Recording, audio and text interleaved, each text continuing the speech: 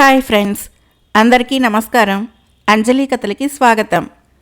ఈరోజు జానపద కథ పేరు మాయాశిల్పం మంత్రఖడ్గం. రచించిన వారు విజయ గారు.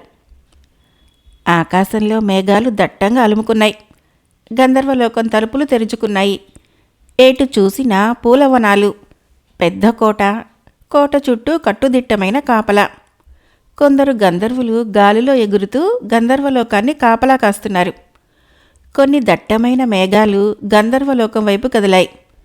ఒక గంధర్వుడు ఆ మేఘాలని వారించాడు. యువరాణి వారు విహారానికి బయలుదేరారు.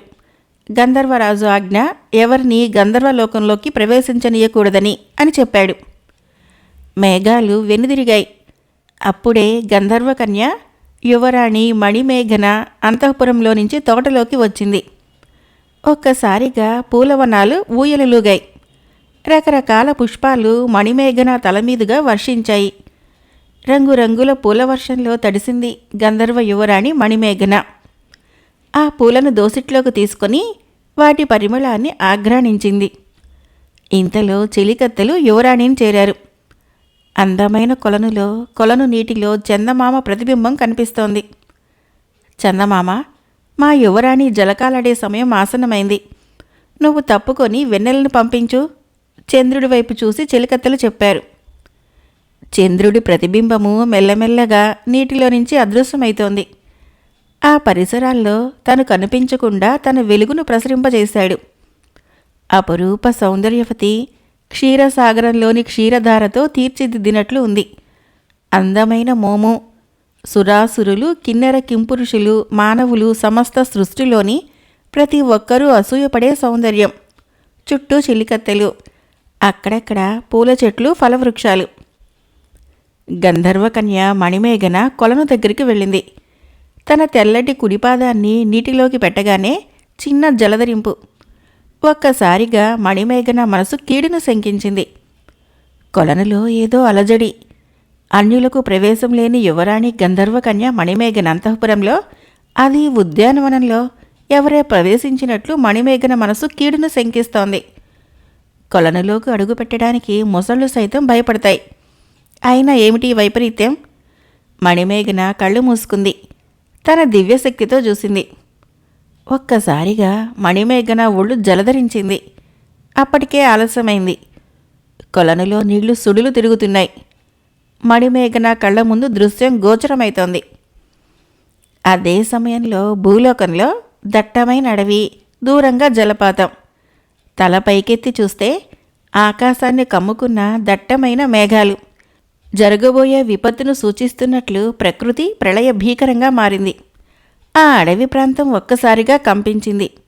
అడవిలో చెట్ల మీద సేద తీరిన పక్షులు భయంతో గాల్లోకి ఎగిరాయి. ఆకాశంలోని మేఘాలు పరుగులు తీస్తున్నాయి. ఉరుములు, మెరుపులు, వాటి మధ్య బలంగా వీచే గాలి, పెద్ద పెద్ద శబ్దాలు. ఆ శబ్దాలకి క్రూర మృగాలు సైతం పరుగులు తీశాయి. తమ నెలవుల్ని వదిలేశాయి. సాహో మహామాంత్రిక, సాహో సాహో సాహో, దిక్కులు పిక్కటిల్లేలా మాటలు వినిపిస్తున్నాయి. మరుక్షణమే అక్కడ ఉన్న ఒక పెద్ద మహావృక్షము పెళ్ళున నేలకూలింది. రెండుగా చీలింది. రెండుగా చీలిన ఆ వృక్షంలో నుంచి ప్రత్యక్షమయ్యాడు దుర్జనుడు. దృఢంగా ఉన్న బలిష్టమైన వ్యక్తి. చేతిలో మంత్రదండము, నల్లటి వస్త్రాలు, మెడలో కపాలమాల.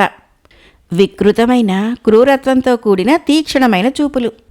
పెద్ద పెద్ద అడుగులతో ముందుకు నడుస్తున్నాడు.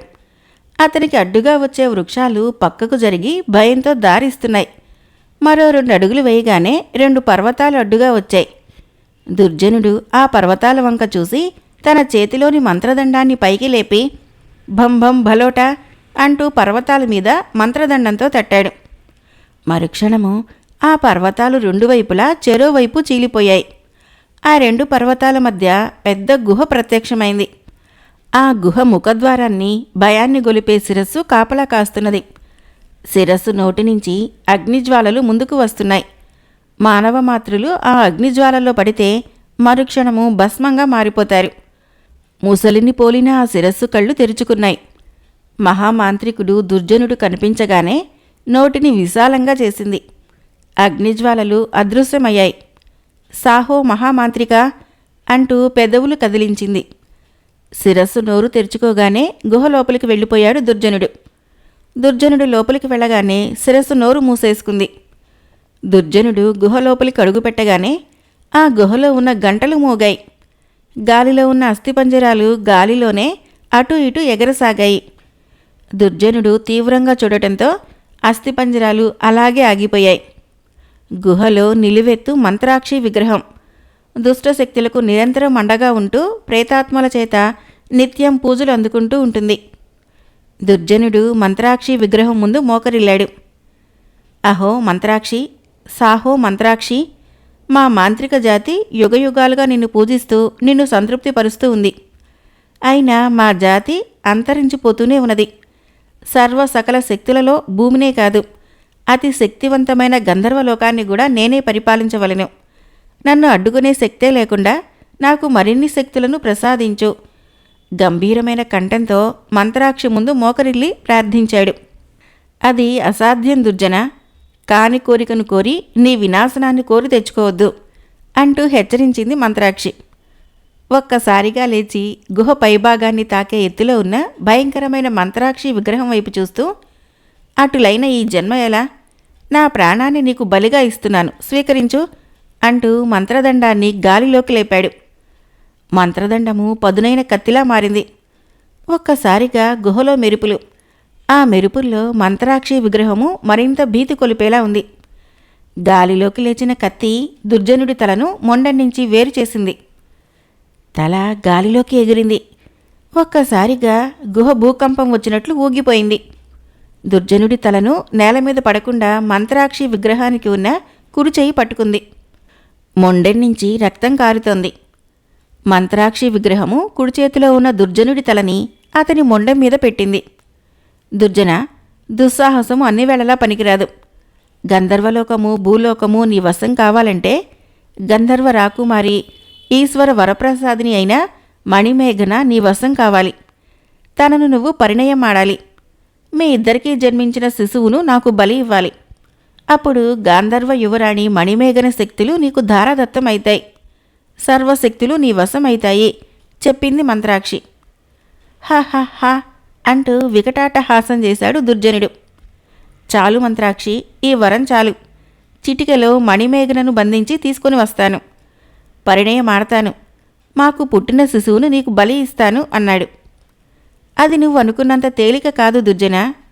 గంధర్వ యువరాణి మణిమేఘనను నువ్వు ప్రాణాలతో గంధర్వలోకం నుంచి భూలోకానికి తీసుకురావటం అసాధ్యం. జాగ్రత్త అంటూ మంత్రాక్షి విగ్రహము హెచ్చరించింది.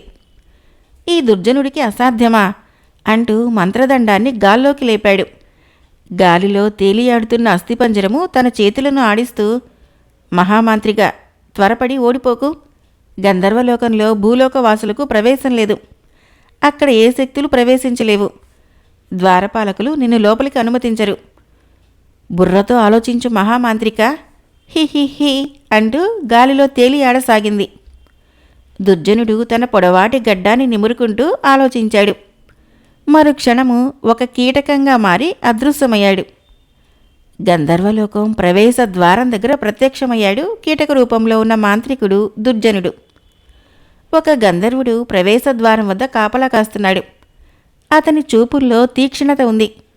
నిలువెత్తు బంగారు బలమైన ద్వారాలు మంత్రబంధం చేత దిగ్బంధించబడి ఉన్నాయి. కాపలా కాస్తున్న గంధర్వుడికి లీలగా ఏదో ధ్వని వినిపించింది. మాంత్రిక మాయచేత ఆ ధ్వని ద్వారం లోపలి నుంచి వస్తున్నట్లు భ్రమపడి ద్వారాలు తెరిచాడు. ద్వారం లోపలికి అడుగుపెట్టాడు. అప్పుడే కీటక రూపంలో ఉన్న దుర్జనుడు లోపలికి ప్రవేశించాడు. గంధర్వ యువరాణి మణిమేఘన ఉద్యానవనంలోకి ప్రవేశించి కొలను నీటిలోకి వెళ్ళి ముసలిగా మారాడు. దివ్యదృష్టితో వీక్షించి ఉలికిపాటుతో తన కుడిపాదాన్ని బయటకు తీసుకునేంతలో ముసలి రూపంలో ఉన్న దుర్జనుడు గంధర్వ రాకుమారి పాదాన్ని నోటకరుచుకున్నాడు. ఒక్క క్షణము భయ విహలూరాలైంది. స్పృహ కోల్పోయింది. కొలనులో నుంచి బయటకు వచ్చాడు దుర్జనుడు. విషయం గమనించిన చెలికత్తెలు హాహాకారాలు చేశారు. రక్షించండి, రక్షించండి, ఎవరో మాయావి రాకుమారిని అపహరించుకుపోతున్నాడు అంటూ కేకలు వేశారు. దుర్జనుడు మణిమేఘనను శిల్పంగా మార్చాడు. చేతిలో ఇమిడిపోయే మాయా శిల్పంగా మారింది గంధర్వ రాకుమారి మణిమేఘన. మాంత్రికుడు దుర్జనుడు గద్దగా మారి మాయా శిల్పాన్ని నోటకర్చుకొని ఆకాశంలోకి ఎగిరాడు. ఇదంతా లిప్త కాలంలో జరిగింది. ఎప్పుడైతే గంధర్వుడి కీటకం ధ్వని విని గంధర్వలోకం తలుపులు తెరిచాడో అదే అదునుగా ఆ ద్వారం గుండా గద్దరూపంలో ఉన్న దుర్జనుడు మాయా శిల్పంగా మార్చిన మణిమేఘనతో గంధర్వలోకాన్ని దాటి బయటికి వచ్చాడు. మణిమేఘన గంధర్వలోకం నుంచి బయటికి రాగానే గంధర్వలోకాన్ని చీకటి ఆవహించింది. ఒక్క క్షణం ఊగిపోయింది. భటులు గంధర్వులు దిక్కుతోచక పరుగులు పెట్టారు. గంధర్వ మహారాజు ఆందోళనలో పడిపోయాడు. క్షణాల్లో మునులు ఆస్థాన పండితులు గంధర్వరాజు ముందు ప్రత్యక్షమయ్యారు. మునులు ఆస్థాన పండితులు కళ్ళు మూసుకున్నారు.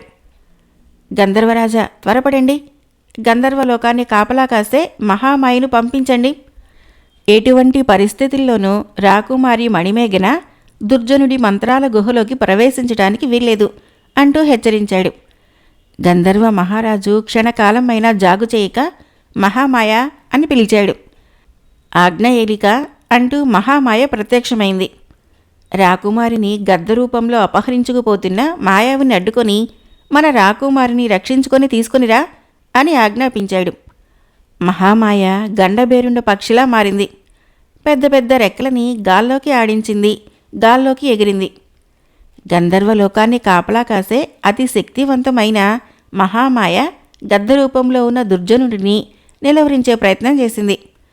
తనని తరుముతున్న మహామాయను చూసి వేగం పెంచాడు. ముక్కున కరుచుకొని ఉన్న మాయాశిల్పం రూపంలో ఉన్న మణిమేఘనను తక్షణమే చీకటి పడేలోగా తన గుహకు చేర్చాలి. లేదంటే తను మహామాయని ఎదిరించడం కష్టమన్న విషయం అర్థమైంది. మహామాయ రెక్కల తాడికి తట్టుకోవటం కష్టమైంది దుర్జనుడికి. తన గుహవైపు వేగంగా వెళుతున్నాడు. ఆకాశంలో గాలిని చీల్చుకుంటూ గద్దరూపంలో ఉన్న దుర్జనుడిని వెంటాడుతూనే ఉంది మహామాయ. మహామాయ రెక్కలు కొన్ని యోజనాల దూరానికి విస్తరించాయి. ఆ రెక్కల తాకిడికి మేఘాలు భయంతో వణికి చెల్లాచెదురయ్యాయి. ఒక్కసారిగా వర్షం మొదలైంది. ఉజ్వల రాజ్యవాసులు ఈ అకాల ఉత్పాతానికి భయభ్రాంతులయ్యారు. పురవీధుల్లో నుంచి బయటికి వచ్చారు. ఆకాశంలో గండబేరుండ పక్షి వాయువేగంతో తమ రాజ్యం మీదుగా వెళ్తూ ఉండటం గమనించారు. పెద్ద గాలి దుమారం. ఇది మహాప్రళయానికి నాంది కాదు గదా అని భయకంపితులయ్యారు. మహామాయ గద్దరూపంలో ఉన్న దుర్జనుడిని సమీపించింది. తన పొడవాటి రెక్కతో దుర్జనుడిని గాయపరిచింది. మహామాయ తీవ్ర ఘటనని తట్టుకోలేకపోయాడు. చీకటి తెరలు తొలిగే సమయం. ఆలస్యమైతే తన ప్రాణానికే ముప్పు కలగవచ్చు. మరొకసారి మహామాయ దుర్జనుడి మీదకు దాడి చేసింది. ఆ తాకిడికి నోట ఖర్చుకున్న మాయాశిల్పం రూపంలో ఉన్న మణిమేఘనను వదిలేశాడు. ఆ మాయాశిల్పము ఉజ్వల రాజ్యంలో ఒక దట్టమైన కీకారణ్యంలో ఒక పర్వత ప్రాంతం సమీపంలో పడింది. మరుక్షణము ఆ ప్రాంతము కొద్ది క్షణాలు మాయాశిల్పం పడిన చోట కంపించింది. మాయాశిల్పం నేల మీద పడగానే చెట్ల మీద ఉన్న ఆకులు రాలి మాయాశిల్పాన్ని కప్పివేశాయి. దుర్జనుడు తన గుహ వైపు పారిపోయాడు. మహామాయ మాయాశిల్పం పడి ఉన్న చోటుకు వచ్చి తన పొడవాటి ముక్కుతో మాయాశిల్పాన్ని కప్పివేసిన ఆకులను తొలగించబోయాడు. మరుక్షణమే పెద్ద ఆకుల నుంచి జ్వాల వచ్చి మహామాయను తాకింది. అప్పుడే మహామాయ, భూలోకంలో ఉన్న గంధర్వ రాకుమారిని నువ్వు తాకలేవు, ఇక్కడి నుంచి తీసుకుని వెళ్ళలేవు, వెనక్కి వెళ్ళిపో అంటూ ఆకాశవాణి హెచ్చరించింది. మహామాయ చేసేది లేక వెనుదిరిగింది. గంధర్వ మహారాజు విచారవదనంతో ఉన్నాడు. కొలువులో మునులు ఋషులు ఆస్థాన జ్యోతిష్కులు ఉన్నారు. మహారాజు మహామాయ కోసం ఎదురుచూస్తున్నాడు. మహారాణి రోదిస్తూ ఉంది. అప్పుడే మహామాయ లోపలికి వచ్చింది. గంధర్వలోకాన్ని రక్షించే మహామాయ, నా చిట్టి తల్లి ఎక్కడా అడిగాడు గంధర్వ మహారాజు. మన్నించండి గంధర్వ మహారాజా, ఆ దుష్ట మాంత్రికుణ్ణి తరిమి కొట్టగలిగాను, కానీ రాకుమార్ని తీసుకురాలేకపోయాను చెప్పింది మహామాయి. మహామాయి, తపశ్శక్తివంతమైన నీకు అసాధ్యమా? నా చిట్టి తల్లిని వదిలి వచ్చావా ఆవేదనగా అన్నాడు గంధర్వ మహారాజు. గంధర్వ మహారాజా, ఆవేదనలో మీరు ఒక్క విషయం విస్మరిస్తున్నారు. రాకుమారి పుట్టినప్పుడే మేం సెలవిచ్చాము. యుక్త వయస్కు రాగానే రాకుమారికి ఒక మహాగండం ఉందని అప్రమత్తులై ఉండాలని హెచ్చరించాం. విధివ్రాతను తప్పించలేము గంధర్వరాజా, ఆస్థాన జ్యోతిష్కులు చెప్పారు. అంటే నా చిట్టి తల్లి, గంధర్వ మహారాజు మాటలు పూర్తి కాకుండానే సుధర్మ మహాముని, గంధర్వరాజా, మీరు రాకుమారి మణిమేఘనకు ఉన్న శాపాన్ని మరిచారు. భూలోక విహారానికి వెళ్లిన మణిమేఘన కైలాసగిరిలో తపస్సు చేసుకుంటున్న మహర్షుల తపస్సుకు భంగం కలిగించింది కదా, అప్పుడు మహర్షులు ఇచ్చిన శాపాన్ని విస్మరించారా అని ప్రశ్నించాడు.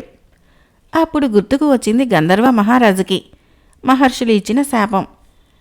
గంధర్వ రాకుమారువై ఉండి తపస్సమాధిలో ఉన్న మహర్షుల తపస్సుకు భంగం కలిగించిన నువ్వు కొంతకాలము శిల్పమైపోదువుగాక.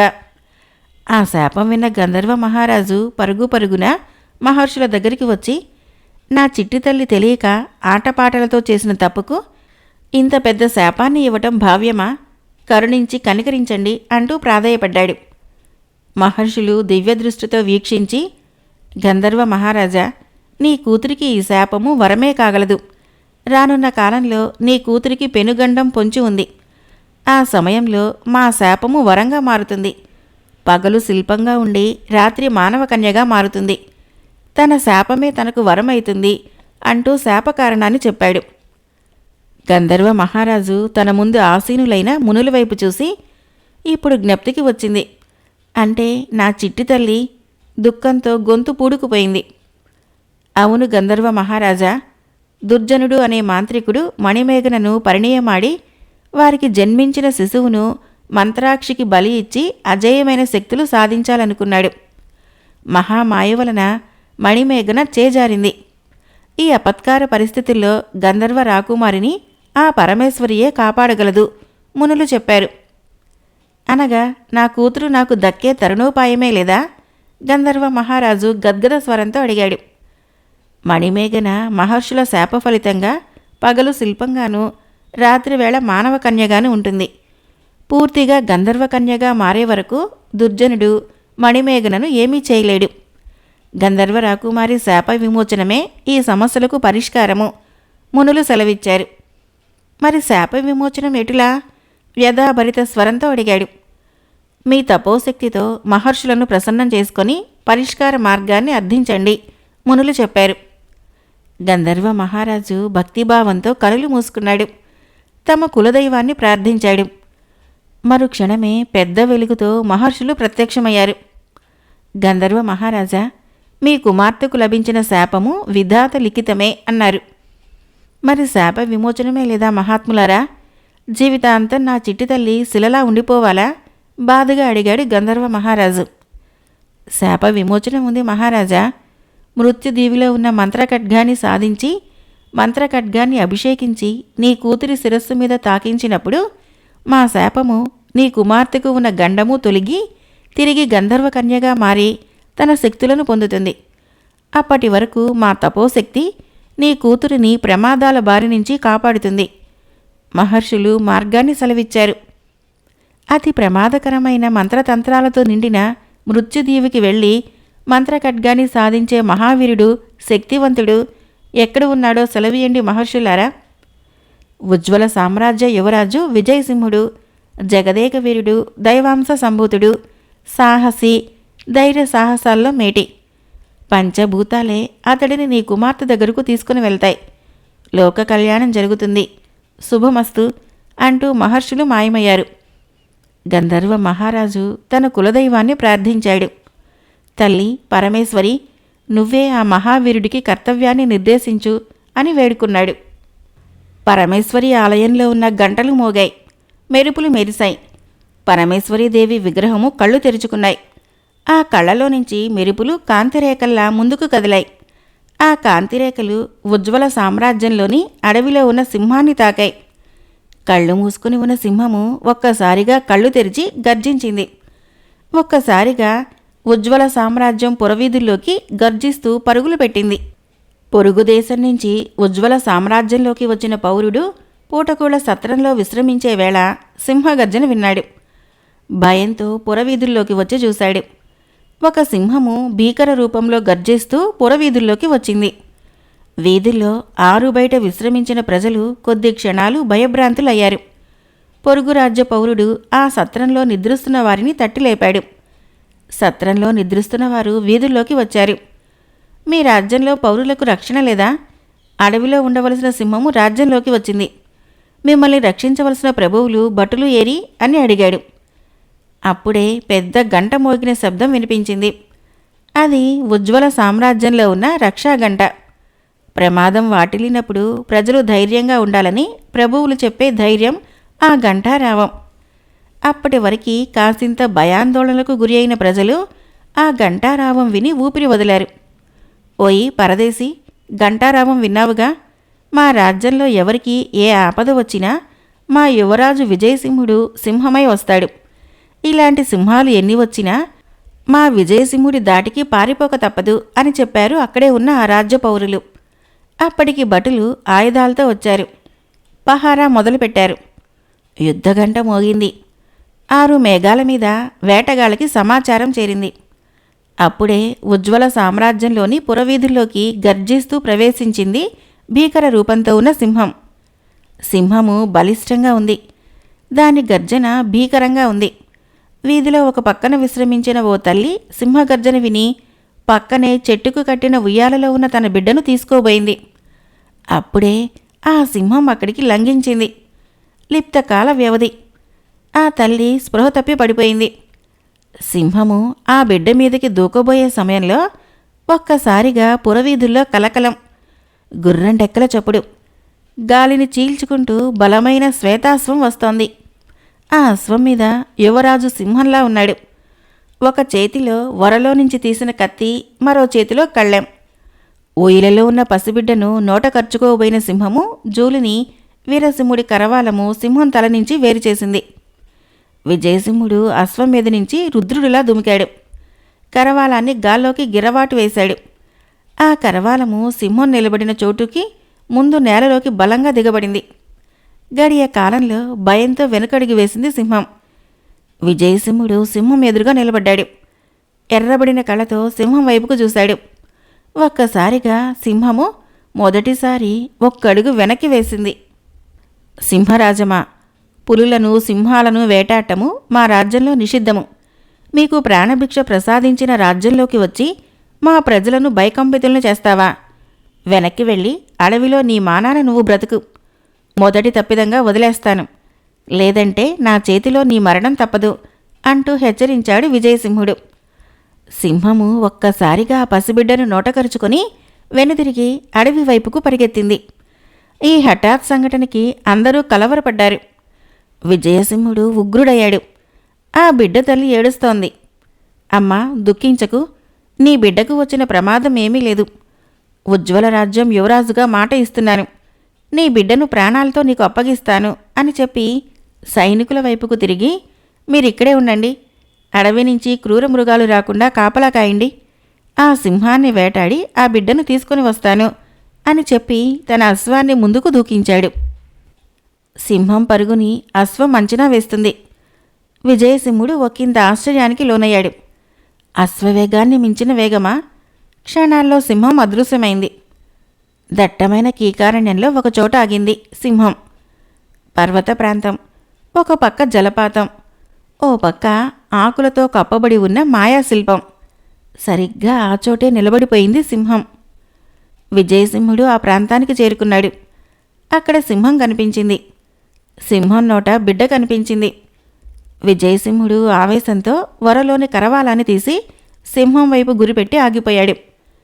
చిత్రంగా సింహం నోట ఉన్న బిడ్డ విజయసింహుడి వైపు చూసి నవ్వుతోంది. అంతకన్నా ఊహించని అద్భుతం మరొకటి జరిగింది. సింహము ఆ బిడ్డను క్రిందకి వదిలి నేల మీద కూర్చుండిపోయింది. ఆ బిడ్డ సింహం మీద సింహం మెడని కరుచుకొని పడుకున్నాడు. తన కరవాలంతో సింహం తలను వేరు చేయాలన్న ఆగ్రహాన్ని మరిచిపోయాడు. మహావీర, మన్నించు. పరమేశ్వరి మాయ ఇది. మీ రాజ్యానికి, రాజ్యంలోని ప్రజలకు కీడు చేసే ఉద్దేశం లేదు. మీ ఆగ్రహాన్ని వదిలి అనుగ్రహాన్ని ప్రసాదించు మహావీర. సింహం మాట్లాడటం విని ఆశ్చర్యచకితుడయ్యాడు. కళ్ళు మూసుకొని పరమేశ్వరిని ప్రార్థించాడు. మహావీర, పరమేశ్వరీదేవి నాకు అప్పగించిన పని పూర్తయింది. నాకు సెలవిప్పించండి. ఈ బిడ్డను తల్లి దగ్గరకు చేర్చే పూచీ నాది. తమరు అనుమతిస్తే అంటూ విజయసింహుడి పాదాల ముందు మోకరిల్లింది. మిత్రమా, సింహరాజమా, నిన్ను అపార్థం చేసుకున్నాను. నీ మాటలను విశ్వసిస్తున్నాను. పరమేశ్వరి నన్ను ఇక్కడికి ఎందుకు రప్పించిందో తెలుసుకుని రాజ్యానికి తిరిగి వస్తాను. ఈ బిడ్డను తల్లికి అప్పగించు అని చెప్పాడు. సింహము అలాగే అంటూ బిడ్డను తన వీపును మోస్తూ ఉజ్వల రాజ్యం వైపు కదిలింది. విజయసింహుడు పరమేశ్వరి దేవుని స్మరిస్తూ ముందుకు కదిలాడు. అతని పాదాల క్రింద ఎండుటాకులు నలిగిపోతూ విచిత్రమైన ధ్వని చేస్తున్నాయి. అప్పటికే చీకటి పడబోతుంది. అతనికి కర్తవ్యం బోధపడలేదు. ఏ పరమార్థం చేత తనను పరమేశ్వరి ఇక్కడికి రప్పించిందో కదా అని ఆలోచిస్తూ ఈ రాత్రికి ఎక్కడైనా విశ్రమించి తెల్లవారి ముందుకు సాగాలని నిర్ణయించుకున్నాడు. అటు పక్కనే ఒక మహావృక్షం కనిపించింది. తన అశ్వాన్ని అక్కడే కట్టివేసి చెట్టుకు చేరగిలపడి కన్నులు మూసుకున్నాడు. అలసట వల్ల కాబోలు నిద్ర పట్టేసింది. ఆ అడవిలో ప్రత్యక్షమయ్యాడు మాంత్రికుడు దుర్జనుడు. మహామాయ తరమటం చేత తన గుహకు వెళ్ళి చీకటి పడేవేళ అక్కడికి చేరుకున్నాడు. తాను శిల్పంగా మార్చిన మణిమేఘన కోసము అతడి కళ్ళు అన్వేషిస్తున్నాయి. నేను శిల్పంగా మార్చిన మణిమేఘనను చూపించవే దృగ్గోచరా అంటూ మంత్రదండాన్ని గాల్లోకి లేపాడు. మరుక్షణము గాలి వీచింది. మాంత్రికుడి ముందు నేల మీద పడి ఉన్న ఆకులు గాలికి కొట్టుకుపోతూ మాంత్రికుడికి దారి చూపిస్తున్నాయి. దుర్జనుడు ముందుకు నడిచి క్రింద నడుస్తూ ఆగిపోయాడు. అక్కడ నేల మీద పరుచుకున్న ఆకులు గాలికి తొలగిపోయాయి. తొలగిన ఆకుల క్రింద తాను శిల్పంగా మార్చిన మణిమేఘన ముద్దులెలుకుతూ శిల్పరూపంలో కనిపించింది. ఇంకా వెన్నెల రాలేదు. మాంత్రికుడి ముఖము ప్రసన్నంగా మారింది. పరుగున వెళ్ళి మాయాశిల్పము చెంత చేరి క్రిందకు వంగి మాయాశిల్పాన్ని చేతుల్లోకి తీసుకోబోయాడు. వెంటనే అగ్నిజ్వాలలు అతన్ని చుట్టేశాయి. ఒక్కసారిగా ఉలికిపాటుతో వెనకడుగు వేసి కళ్ళను పెద్దవిగా చేసి కోపంగా అగ్నిజ్వాలల వైపు చూస్తూ, నన్నే ఆటంకపరిచే ధైర్యమా? అగ్నిదేవుడా, నీకు ఎంత అహంకారము అంటూ మంత్రదండాన్ని గాల్లోకి లేపాడు. వెంటనే మాంత్రికుడి చేతిలో ఉన్న మంత్రదండము పిడిభాగం వద్ద ఉన్న శిరస్సు నోరు తెరిచింది. మాంత్రిక, నువ్వు మాయాశిల్పాన్ని కొనిపోవుట అసాధ్యం. గంధర్వ కన్యను శిల్పంగా మార్చిన నువ్వు ఆ శిల్పాన్ని నీ గుహకు తీసుకువెళ్ళి మంత్రాక్షి శక్తి ముందు తిరుగు మణిమేఘనగా మార్చని కారణంగా మణిమేఘన మునుల శాపం చేత శాశ్వతంగా శిల్పంగా రాత్రిళ్ళు మానవ కన్యగా మారుతుంది. తిరిగి మణిమేఘన గంధర్వ కన్యగా మారే వరకు మణిమేఘనను నువ్వు స్వాధీనపరచుకోలేవు. నీ శక్తులు మహర్షుల శాపం ఫలితంగా మణిమేఘన మీద పనిచేయవు అంటూ హెచ్చరించింది. మాంత్రికుడు దుర్జనుడు మంత్రదండం వైపు చూసి, దీనికి పరిష్కారం ఏమిటి? మణిమేఘన ఎప్పుడు గంధర్వ కన్యగా మారుతుంది అంటూ ప్రశ్నించాడు. ఆ భవిష్యత్తును చెప్పగలిగేది మంత్రాక్షి మాత్రమే. నీ మాంత్రిక శక్తి వలన శిల్పంగా మారి మునుల కారణంగా శాపానికి గురి అయిన మణిమేఘనను తిరిగి గంధర్వ కన్యగా మార్చాలంటే ఒక సాహసి మహావీరుడు మృత్యుదేవి దగ్గరికి వెళ్ళి మంత్రఖడ్గాన్ని సాధించే పరాక్రమశాలి కావాలి. ఆ విషయాన్ని మంత్రాక్షి మాత్రమే చెప్పగలదు. మంత్రదండం చెప్పింది. జై మంత్రాక్షి అంటూ అక్కడి నుంచి మాయమయ్యాడు మాంత్రికుడు. అప్పుడే వెన్నెల భూమి మీద పడుతోంది. చెట్ల మధ్యగా వచ్చిన వెన్నెల వెలుగు మాయాశిల్పం మీద ప్రసరించింది. మరుక్షణము పెద్ద వెలుగు. మునుల వరంచేత వెన్నెల వెలుగు మాయాశిల్పం మీద పడగానే మాయాశిల్పము మణిమేఘనగా మారింది. చుట్టూ చూసింది. తనకు తానెవరో జ్ఞప్తికి రావటం లేదు. చెట్లు, జలపాతము, అడవి. కళ్ళు విప్పార్చి చూస్తోంది. మెల్లగా ముందుకు కదిలింది. జలపాతాన్ని ఆనుకొని ఒక పరమేశ్వరి ఆలయం. ఆలయం లోపల పరమేశ్వరి విగ్రహం. అప్రయత్నంగా చేతులు జోడించింది. కళ్ళు మూసుకుంది. గుడిలో ఉన్న పరమేశ్వరి విగ్రహము కళ్ళు తెరిచింది. మణిమేఘన వైపు చూసి కళ్ళు మూసింది. మణిమేఘన పరమేశ్వరికి నమస్కరించి వెనక్కి తిరిగింది. అక్కడే కట్టివేయబడిన విజయసింహుడి అశ్వము మణిమేఘనను చూసి తన చూపులని విజయసింహుడి వైపు మరల్చింది. మణిమేఘన విజయసింహుడి విశ్రమించిన చోటుకు వచ్చి చెట్టుకు జారగిలపడి నిద్రపోతున్న విజయసింహుణ్ణి అలాగే చూస్తూ ఉండిపోయింది. విజయసింహుడు మొహంలో మొహం పెట్టి కళ్ళు టపటపలాడించి, ఆహా, ఏమి అందం! ఎవరి జగదేక వీరుడు అని స్వగతంగా అనుకుంది. వెచ్చగా తన మొహం మీద అపరిచిత శ్వాస తగలటంతో మెల్లగా కళ్ళు తెరిచాడు విజయసింహుడు. అప్పటికే మణిమేఘన అక్కడి నుంచి తప్పుకుంది. ముందుకు కదిలింది. ఎవరి స్పర్శో తనను మైమర్చేలా చేసిందని స్వగతంగా వాపోతూ అది తన భ్రమ కాబోలు అనుకొని తిరిగి కళ్ళు మూసుకున్నాడు విజయసింహుడు. మణిమేఘనకు అంతా కొత్తగా ఉంది, వింతగా ఉంది. ఇది ఏ దేశం? తాను ఏ దేశవాసి? అసలు తాను ఎవరు? చెట్లు, పర్వతాలు, జలపాతము, హరిణులు, ఇలా ప్రకృతిని, ప్రకృతిలోని ప్రాణులని చూస్తూ ముందుకు నడుస్తోంది. తాను ఎక్కడికి నడుస్తుందో తనకే తెలియటం లేదు. అసలు తను ఎవరు? తన నామధేయం ఏమిటి? తాను ఉండే చోటు ఏమిటి? అయోమయంలో పడింది మణిమేఘన. అదే సమయంలో కొందరు ముష్కరులు అటువైపుకు వచ్చారు. జాలి, దయ, కరుణ లేని వారు దారి దోపిడీలు చేస్తూ దేశాలు తిరుగుతూ బ్రతికే క్రూరమైన కిరాతకులు. వాళ్ళ చేతుల్లో మారణాయుధాలు ఉన్నాయి. మధువు సేవించి ఉన్నారు. మధువు సేవించి వస్తూ ఒంటరిగా ఉన్న మణిమేఘనను చూశారు. స్వర్ణమయమైన వస్త్రాలు ధరించిన అపురూప లావణ్యరాశి ఆ అడవి ప్రాంతంలో కనిపించగానే ముష్కరుల శరీరాల్లోని మధువు వేగంగా పనిచేయటం ప్రారంభించింది. ముష్కరులు మణిమేఘనకు అడ్డుగా నిలిచారు. ఓ సొసి అందాల భరిణే, నీ చూపు కైపును తెప్పిస్తున్నది. నీ మేని మీద ఉన్న ఆభరణాలని, నీ మేని అందాన్ని మాకు స్వంతం చేయవే. చూస్తే దేవకన్యను తలదన్నేలా ఉన్నావు అంటూ వారిలో ఓ ముష్కరుడు ముందుకొచ్చాడు. కోరమీసాలు, చేతిలో పిడిబాకు, చూడటానికి భయంకరంగా ఉన్నాడు. తెలియని భయంతో ఒక్కడుగు వెనక్కి వేసింది. చక్కని చుక్క, ఈ అడవిలో నిన్ను మా బారి నుంచి కాపాడే వీరుడే లేడు. రాడు. బెట్టు చేయకుండా మా పొందులోకి రా. మరొకడు ముందుకు వచ్చాడు. మణిమేఘన చూపుల్లో బేలతనమో తెలియని భయమో ఒక్కొక్కడుగు వెనక్కి వేస్తోంది. వెనక్కి తిరిగి పారిపోతోంది. పట్టుకోండి. సొమ్ము సొగసు చేజారిపోతున్నాయి. ముష్కరుల నాయకుడు అరిచాడు. ముష్కరులు మణిమేఘన వెంటబడ్డారు. ఆ అడవిలో జలపాతం దగ్గర ఉన్న పరమేశ్వరీదేవి విగ్రహం కళ్ళు తెరిచింది. ఆ చూపుల్లో నుంచి కిరణాలు గాలిగుండా ప్రయాణించి విజయసింహుడు విశ్రమించిన చోటుకు వచ్చి అశ్వం చెవులను చేరాయి. అశ్వము గట్టిగా సకిలించింది. కట్లు తెంచుకోవాలనే విశ్వ ప్రయత్నం చేస్తోంది. గుర్రం సకిలింపునకు ఫులిక్కిపడి కళ్ళు తెరిచాడు విజయసింహుడు. అకారణంగా గుర్రం ఇలా ప్రవర్తించదు. వరలో కత్తిమీద చెయ్యి వేసి లేచాడు. అప్పుడు వినిపించింది ఆర్తనాదం. ఎవరో రక్షించమని ఆర్తనాదాలు చేస్తున్నారు. విజయసింహుడు ఆలస్యం చేయకుండా ఆర్తనాదాలు వినిపించిన వైపుకు దూసుకుని వెళ్ళాడు. మణిమేఘన పరిగెత్తుకుంటూ వచ్చి తనను రక్షించడానికి ఎదురు వస్తున్న విజయసింహుణ్ణి ఢీకొట్టింది.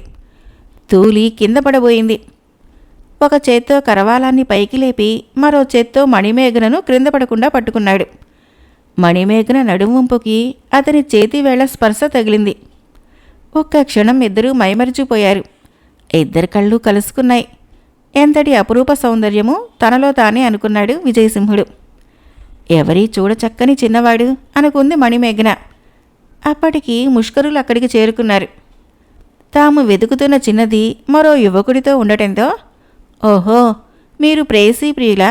ఎవరైతే మాకేంటి, ముందా చిన్నదాన్నిటి పంపించు, ముష్కరుల నాయకుడు అహంభావంతో అన్నాడు. అప్పటికే విజయసింహుడిలోని వీరత్వము కట్టలు తెంచుకుంది. ఓరి వదరుబోతులారా, ఒంటరిగా ఉన్న మగువుపై మీ ప్రతాపమా? ఈ ఉజ్వల రాజ్యంలో మీ బోటి గజదొంగల శరణు వేడి ఈ చిన్నదానికి క్షమాపణ చెప్పి బుద్ధిగా వెనకెక్కి వెళ్ళండి, లేదంటే నా కరవాలానికి మీ శిరస్సులు తోరణాలైతాయి అంటూ హెచ్చరించాడు. చూడటానికి వీరుడులాగానే ఉన్నావు, కానీ నువ్వు ఒక్కడివి, మేము 10గురం. మా చేతులలో ఆయుధాలు పదును తేలి నీ రక్తాన్ని చూడాలని ఉబలాట పడుతున్నాయి. వెనుదిరిగి నీ ప్రాణాలైనా కాపాడుకో అంటూ ముష్కరుల నాయకుడు హెచ్చరిస్తూ మణిమేఘనను సమీపించాడు.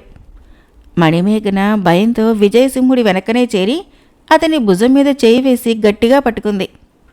విజయసింహుడు కరవాలాన్ని గాల్లోకి లేపి, మీకు మాటలతో కాదు, నా కరవాలంతోనే సమాధానం చెబుతాను అంటూ సింహంలా వారి మీదకి లంఘించాడు. ఆ ముష్కరులు చాలా నిర్లక్ష్యంగా ఉన్నారు. వారికి విజయసింహుడి ప్రతాపం తెలిసేసరికి ఆలస్యమైపోయింది. ఒక్కొక్కరు నేల కరిచారు. మెరుపు వేగంతో గాలిని చీల్స్తూ కరవాలం కదులుతుంటే వాళ్ళ కళ్ళు తిరిగిపోయాయి. గడీల వ్యవధిలోనే క్షతగాత్రులయ్యారు. మూగుమ్ముడిగా విజయసింహుడి ముందు మోకరిల్లారు. మహావీర, మమ్మల్ని మన్నించి విడిచిపెట్టు, ఇక నుంచి ఈ ఛాయలకు కూడా అడుగుపెట్టము చెప్పారు వాళ్ళు. ఈ చోర వృత్తిని వదిలిపెట్టండి. మీ పైశాచిక ప్రవృత్తిని మార్చుకోండి. మళ్ళీ మీరు ఉజ్వల రాజ్య పరిసరాల్లో కనిపించినచో మీకు శిరచ్ఛేదనమే అంటూ హెచ్చరించాడు. బ్రతుకు జీవుడా అంటూ వాళ్ళు వెనక్కి తిరిగి పారిపోయారు. యువరాజు విజయసింహుడు అలానే మణిమేఘన వంక చూస్తూ ఉండిపోయాడు. అతని మదిలో ఎన్నో ఆలోచనలు. ఎవరి అద్భుత సౌందర్య రాశి ఈ ప్రమాదకరమైన అడవిలో ఒంటరిగా ఎలా వచ్చింది? మీరెవరో తెలుసుకోవచ్చునా? దివ్య నుంచి భువికి దిగి వచ్చిన దేవకాంతలా ఉన్నారు.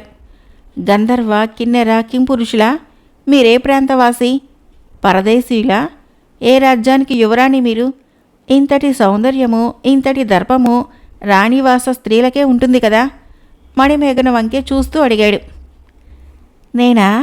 నేనెవరిని?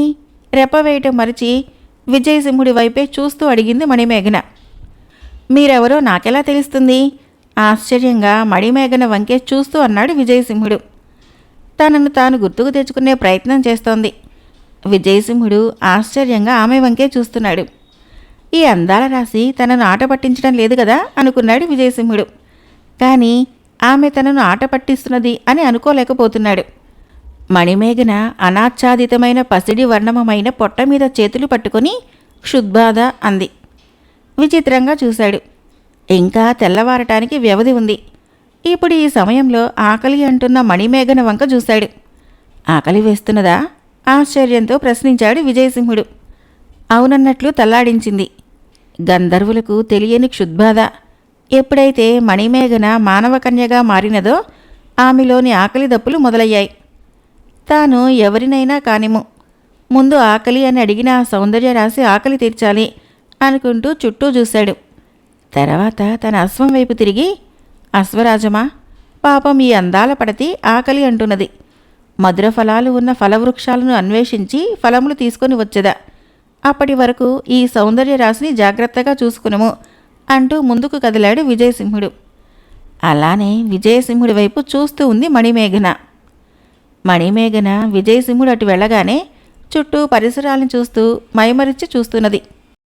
తానెవరో జ్ఞప్తికి తెచ్చుకోవాలనే ప్రయత్నం చేస్తోంది. లీలగా కూడా గుర్తుకు రావటం లేదు. అక్కడే ఉన్న అశ్వాన్ని చూస్తూ నేనెవరిని అని ప్రశ్నిస్తోంది. మెల్లిమెల్లిగా చీకట్లు తొలగిపోయాయి. విజయసింహుడు ఇందాక విశ్రమించిన చెట్టు నీడన తను కూడా మేను వాల్చింది. విభాకరుడి కిరణాలు చెట్లను చీల్చుకొని వస్తున్నాయి. నిద్రలో ఉన్న మణిమేఘన శిల్పంగా మారింది. ఆ దృశ్యాన్ని అశ్వం అలానే చూస్తూ ఉండిపోయింది. మణిమేఘన ఆకలి తీర్చడం కోసం వెళ్ళిన విజయసింహుడు ఫలాలను తీసుకొని వచ్చి అక్కడ మణిమేఘన లేకపోవడంతో ఆందోళనకు గురయ్యాడు. చుట్టూ గాలించాడు. ఇంతలోనే ఎక్కడికి వెళ్ళినట్లు? పరుగు పరుగున వెళ్ళి అడవి మొత్తం గాలించాడు. క్రూర మృగముల జాడ లేదు, చోరులు లేరు. దారి తప్పి వెళ్ళిందా? తన వారు తిరిగి వస్తే వెళ్ళిపోయిందా? యువరాజు విజయసింహుడు అశ్వం దగ్గరికి వచ్చాడు. అశ్వం వైపు చూస్తూ, అశ్వరాజమా, మనతో ఉన్న అందాల రాశి ఎక్కడికి వెళ్ళింది అని అడిగాడు. అశ్వము చెట్టు క్రింద శిల్పంలా మారిన మణిమేఘనను చూపిస్తున్నది. ఆ విషయము విజయసింహుడికి అర్థం కాలేదు. కానీ చెట్టు క్రింద ఉన్న శిల్పం కనిపించింది. అశ్వము ఆ శిల్పాన్ని ఎందుకు చూపించిందో, ఆ శిల్పం అక్కడికి ఎలా వచ్చిందో అర్థం కాలేదు. క్రిందకి వంగి ఆ శిల్పాన్ని చేతుల్లోకి తీసుకున్నాడు. పిడికిట్లో ఇమిడిన అందమైన శిల్పం మాయా శిల్పం. దేవకాంతను చూస్తూ గొప్ప శిల్పి ఏకాగ్రతగా అందంగా అద్భుతంగా చెక్కినట్లు ఉన్న శిల్పం. ఎందుకో ఆ శిల్పాన్ని చూస్తుంటే ఆ శిల్పంలో మణిమేఘనే కనిపిస్తోంది. తను ఇక అన్వేషించే ప్రయోజనం లేదు అనుకున్నాడు. మాయాశిల్పాన్ని భద్రంగా తన నడుము భాగాన్ని చుట్టేసిన వస్త్రంలో దాచాడు. తను తన రాజ్యానికి వెళ్ళాలి. ఇంతకు పరమేశ్వరి తనను ఎందుకు ఇక్కడికి రప్పించిందో తెలియదు అనుకుంటూ పరమేశ్వరి విగ్రహం ముందు నిలబడి 2 చేతులు జోడించి, తల్లి, నీ ఆనతి ఎప్పుడు సెలవిచ్చినా శిరసా వహించటానికి నేను సదా సిద్ధం. నేను నా రాజ్యానికి బయలుదేరుతున్నాను అని చెప్పాడు. అదే సమయంలో పరమేశ్వరీదేవి తన కనులు తెరిచి చూసింది. విగ్రహానికి ఉన్న కనులు లిప్తకాలం తెరుచుకున్నాయి. విగ్రహం చేయి కదిలింది ఆశీర్వదిస్తున్నట్లు. విజయసింహుడు వెనుదిరిగాడు. విజయసింహుడి ఆజ్ఞ మేరకు సింహము పసిబిడ్డను తన వీపుపైన కూర్చోబెట్టుకుని ఉజ్వల రాజ్యానికి చేరుకుంది.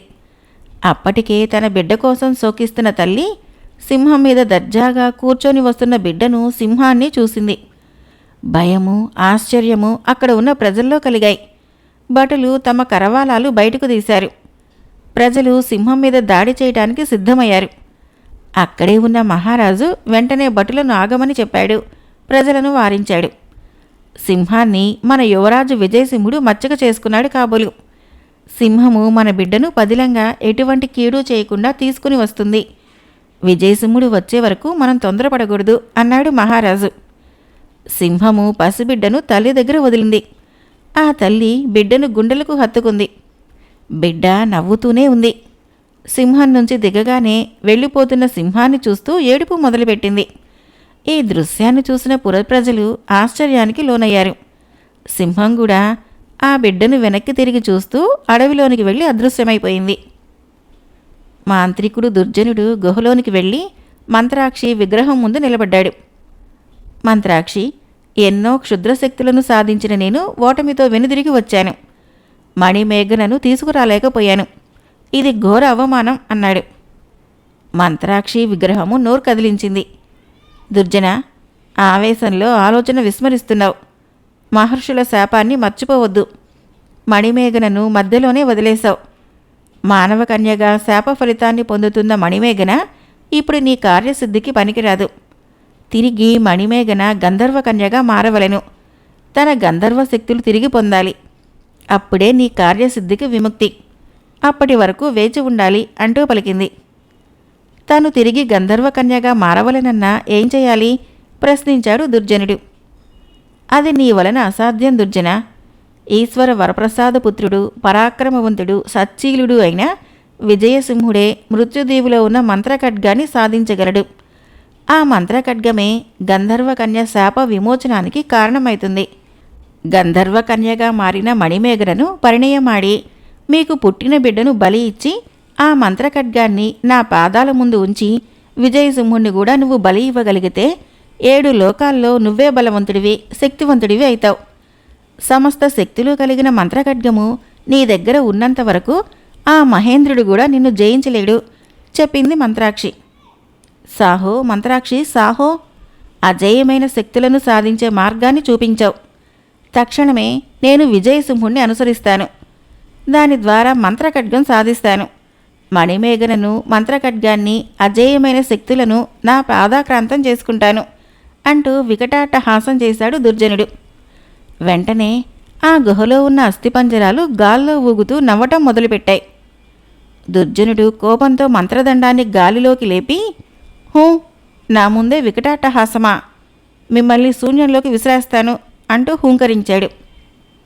మిడిసిపడకు మహామాంత్రిక. విజయసింహుణ్ణి యుక్తితో తప్ప నీ క్షుద్రశక్తితో ఎదిరించలేవు. ఈ వేషంలో నువ్వు విజయసింహుడి కంటబడితే నువ్వు అనుకున్న కార్యం సఫలం కాదు అన్నాయి. లెస్సబలికి తిరి, ఎముకల గూడిలో కూడా గుజ్జు ఉన్నది అంటూ ఎదురుగా ఉన్న దర్పణం దగ్గరికి వెళ్ళాడు. మాయాదర్పణమా, నా రూపు మార్చవే అంటూ మంత్రదండాన్ని దర్పణం చుట్టూ తిప్పాడు. మరుక్షణమే దుర్జనుడి రూపము మునివేషంలోకి మారింది. హహహ అని వికటంగా నవ్వుతూ మంత్రదండాన్ని గాలిలోకి లేపగానే ఆ మంత్రదండము కమండలంగా మారింది. అక్కడి నుంచి మాయమయ్యాడు దుర్జనుడు. విజయసింహుడు కోటకు తిరిగి వచ్చాడు. తన అంతఃపుర మందిరంలో ఉద్యానవనంలో నిలబడి ఆకాశం వంక చూస్తున్నాడు. తను అడవికి వెళ్ళటమో, సింహము పరమేశ్వరి అంతర్ధానాన్ని చెప్పటమో, తనకు ఒక అపురూప సౌందర్యరాశి కంటపడటమో, అంతలోనే అంతర్ధానం అవ్వటమో, తనకు అందమైన అందాల భరిన శిల్పం దొరకటమో అన్నీ ప్రశ్నార్థకాలే అనిపిస్తున్నాయి. అతని మదిలో ఆ సుందరి కొలువు తీరినట్లు అనిపిస్తుంది. మహారాజుతో కూడా అన్యమస్కంగానే మాట్లాడాడు. మెల్లిమెల్లిగా ఆకాశాన్ని వెన్నెల ఆక్రమించుతోంది. చీకటి రాజు కొలువు తీరుతున్నాడు. అంతఃపురంలో యువరాజు శయనాగారంలో తల్పం మీద, దిండు మీద యువరాజు విజయసింహుడు పెట్టిన శిల్పము ప్రాణం పోసుకొని మణిమేఘనగా మారింది. తను తల్పం మీద ఉండటం గమనించి లేచింది. చుట్టూ చూసింది. తను ఎక్కడ ఉన్నది? ఏదో స్ఫురణకు తెచ్చుకునే ప్రయత్నం చేస్తున్నది. మెల్లగా అంతఃపురం నుంచి ఉద్యానవనంలోకి వచ్చింది. చుట్టూ పూల చెట్లు, వివిధ వర్ణాలతో కొలువు తీరిన పూల వృక్షాలు. ఒక్కసారిగా చల్లని గాలి ఆమె తనువును చుట్టేసింది. పసిపాపల పరుగు పరుగున ఆ ఉద్యానవనాన్ని కలయతిరిగింది. ఏదో లీలగా స్ఫురిస్తోంది. కొలను చూడగానే జలకాల ఆడాలని అనిపించింది. ఒక రామచిలుక అక్కడికి వచ్చి మణిమేఘన భుజం మీదకు వాలింది. ఆ చిలుకను చేతిలోకి తీసుకొని, ఏ ఎవరు నువ్వు? నేనెవరినో నీకు తెలియనా అని అడిగింది. ఆ చిలుక ఎగిరి అదే ఉద్యానవనంలో ఉన్న విజయసింహుడి భుజం మీద వాలింది. విజయసింహుడు ఆ చిలుకను తన చేతుల్లోకి తీసుకున్నాడు. కుశలమా రామచిలుక అని అడిగాడు విజయసింహుడు. అప్పుడే ఎవరివో అడుగుల శబ్దం. ఆ అడుగుల శబ్దము చెవులకు ఇంపుగా ఉంది.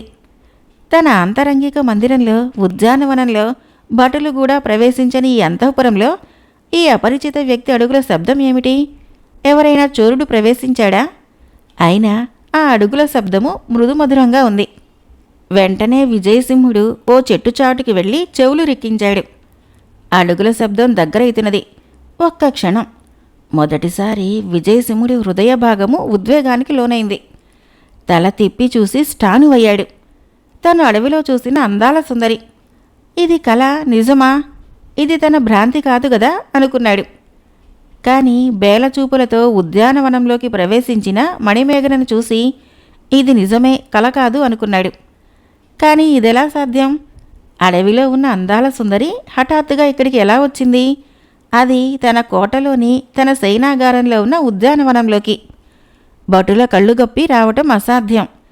విజయసింహుడు ఆశ్చర్య ఆనందాల నుంచి తేరుకోకముందే, ఓ మహావీరా, మీరెవరు, నేనెవరిని అని ప్రశ్నించింది. మరింత ఆశ్చర్యానికి లోనయ్యాడు.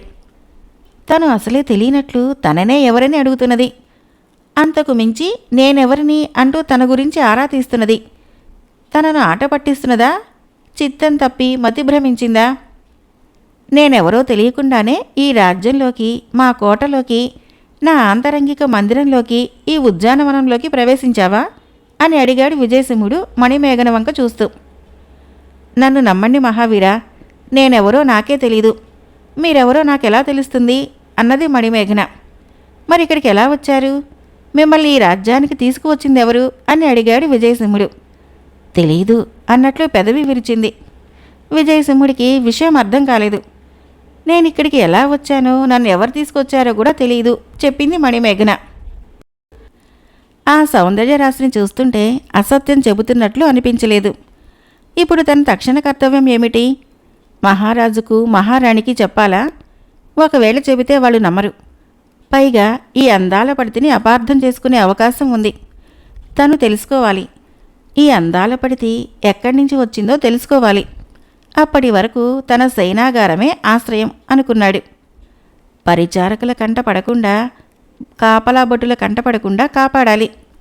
అలా అనుకొని మణిమేఘన వైపు చూసి, మీకు అంగీకారమైతే ఈ రాత్రి మా అంతఃపురంలో విశ్రమించండి.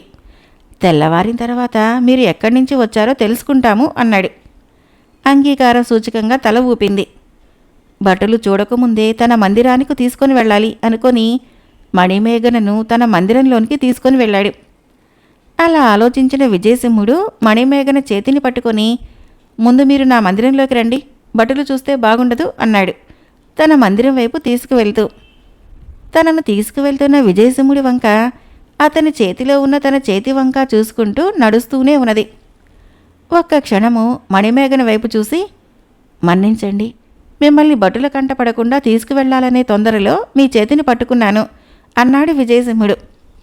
తను పాణిగ్రహణం చేయకుండానే ఒక స్త్రీ చేతిని తన చేతిలోకి తీసుకున్నాడు. ఆ ఆలోచన అతనిలో పశ్చాత్తాపానికి బదులు మధురోహలను సృష్టించాయి. మణిమేఘన విజయసింహుడి శయనమందిరంలోకి అడుగుపెట్టింది అతనితో పాటు. తాను అక్కడి నుంచే ఉద్యానవనంలోకి వచ్చినట్లు జ్ఞాపకం వచ్చింది. తూర్పు వైపు ఉన్న ఒక గదిలోనికి తీసుకొని వెళ్ళాడు. అతిథుల కోసం సిద్ధం చేసి ఉంచిన గది అది. మీరు ఈ గదిలో విశ్రమించండి, లోపల నుంచి గడియ పెట్టుకోండి, నేను పిలిచే వరకు మీరు ఈ గది వదిలి బయటికి రావద్దు అని ఏదో గుర్తుకు వచ్చినట్లు, క్షమించండి, నేనే వెలుపలి నుంచి గడియ పెట్టుకుంటాను, భటులకు సందేహం కలగకుండా. వెలుగు రేకులు పరుచుకోగానే నేనే ఈ గది తలుపులు తెరుస్తాను. అన్ని సౌకర్యాలు ఉన్నాయి. మీకు తినటానికి ఫలాలు తీసుకుని వస్తాను అంటూ వెండి పాత్రలో ఉన్న ఫలాలను తీసుకుని వచ్చి ఆ గదిలో పెట్టి ఒక్క క్షణము మణిమేఘన వంక కన్నార్పకుండా చూసి బయట నుంచి తలుపులు వేసి గడియ పెట్టాడు. తిరిగి తన శయ్య దగ్గరకు వచ్చి స్టానువయ్యాడు.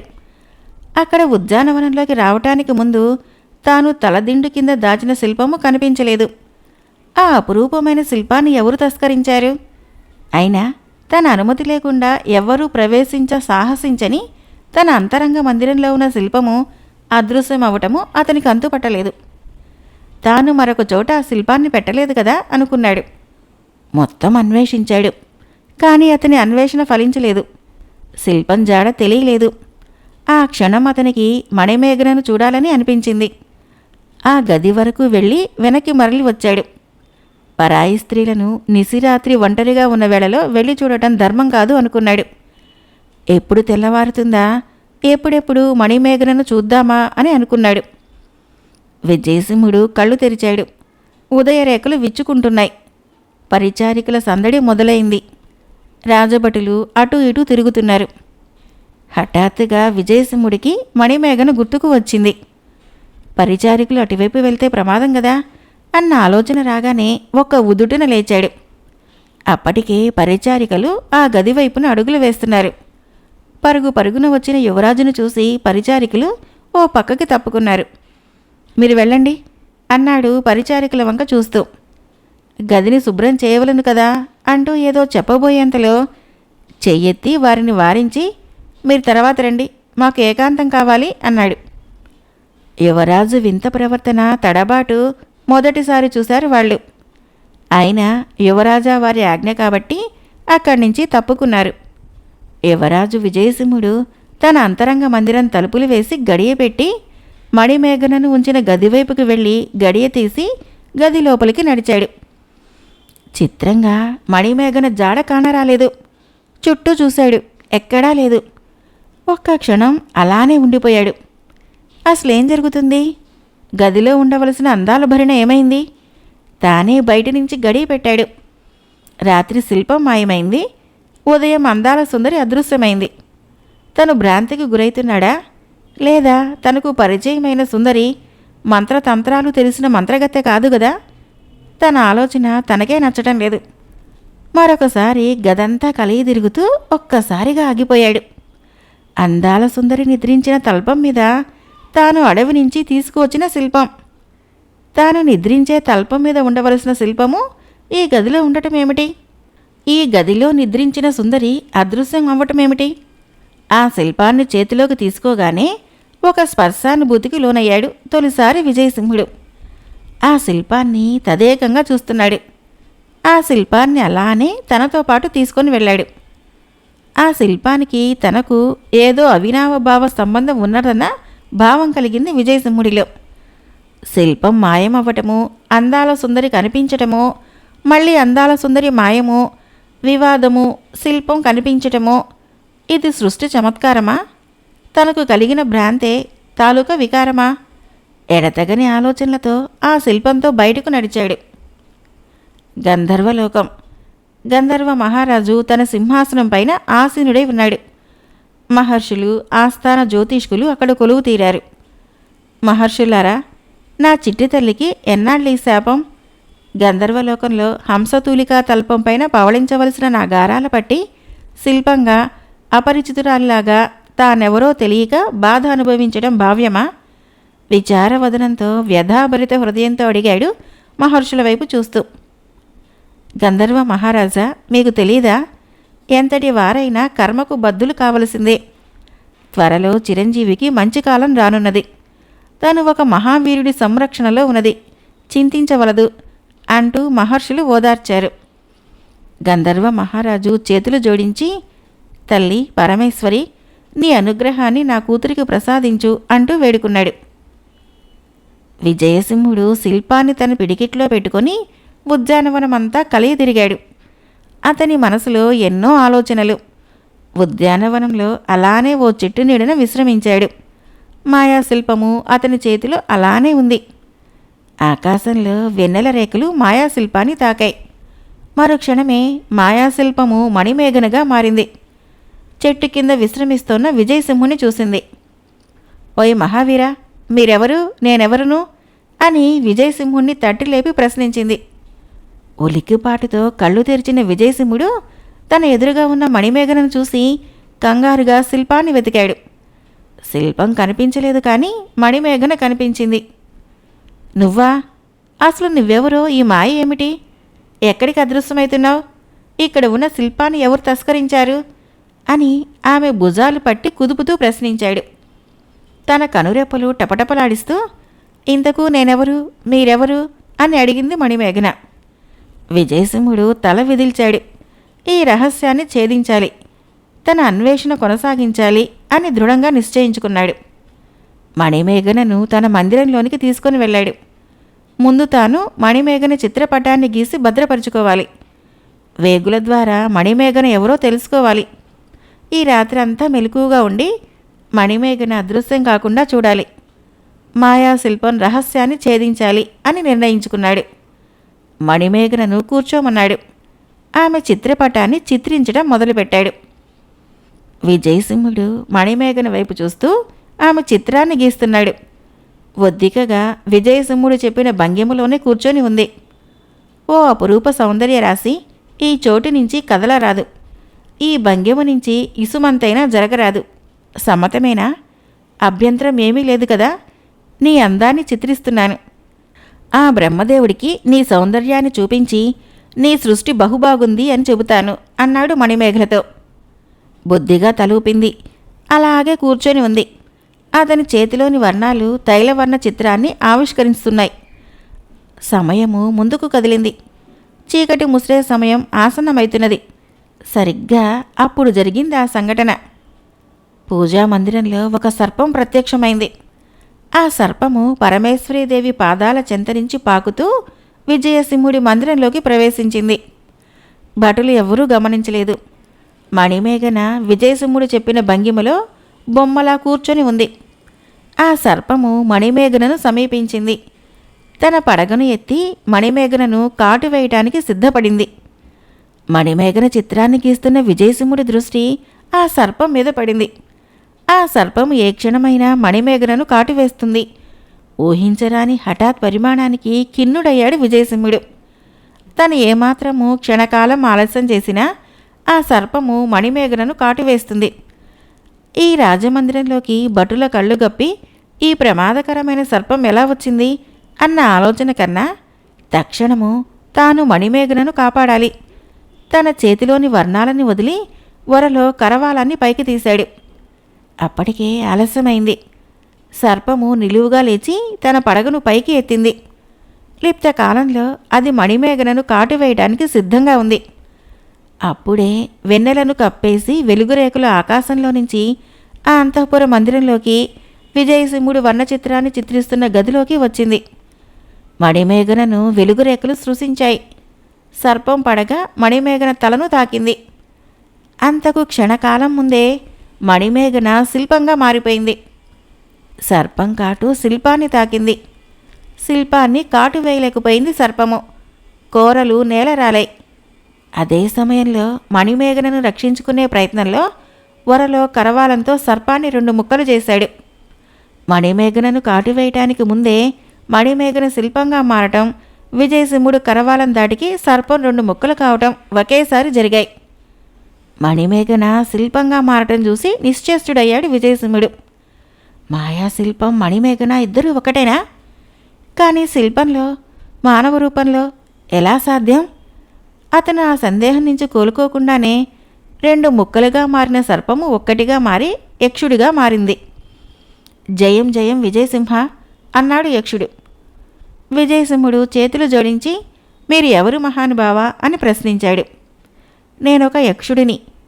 పరమేశ్వరీదేవి ఆగ్రహానికి గురయ్యాను. శాపవశాత్తు మానవ కన్యగా మారిన గంధర్వ కన్య వలన మహావీరుడైన మానవుడి కరవాల స్పర్శ చేత 2 ముక్కలైన దేహము ఒక్కటై శాప విముక్తమైతుందని ఆ పరమేశ్వరి శాప విమోచనాన్ని సెలవిచ్చింది. మానవ కన్యగా మారిన ఈ గంధర్వ కన్య వలన మహావీరుడు అయిన నీ వలన శాప విముక్తుడిని అయ్యాను. నా శాపాన్ని తొలగించిన నీకు ఒక దేవరహస్యాన్ని చెబుతాను. ఈ శిల్పము ఒక గంధర్వ యువరాణి అంటూ మొత్తం వృత్తాంతం చెప్పాడు. నీ వలననే ఈ గంధర్వ యువరానికి పూర్వరూపం వస్తుంది. అప్పటి వరకు పగలు శిల్పంగానూ రాత్రి మానవ కన్యగానూ మారుతూ ఉంటుంది. చెప్పాడు యక్షుడు. ఒక్కో చిక్కుముడి వీడుతున్నట్లు అనిపించింది.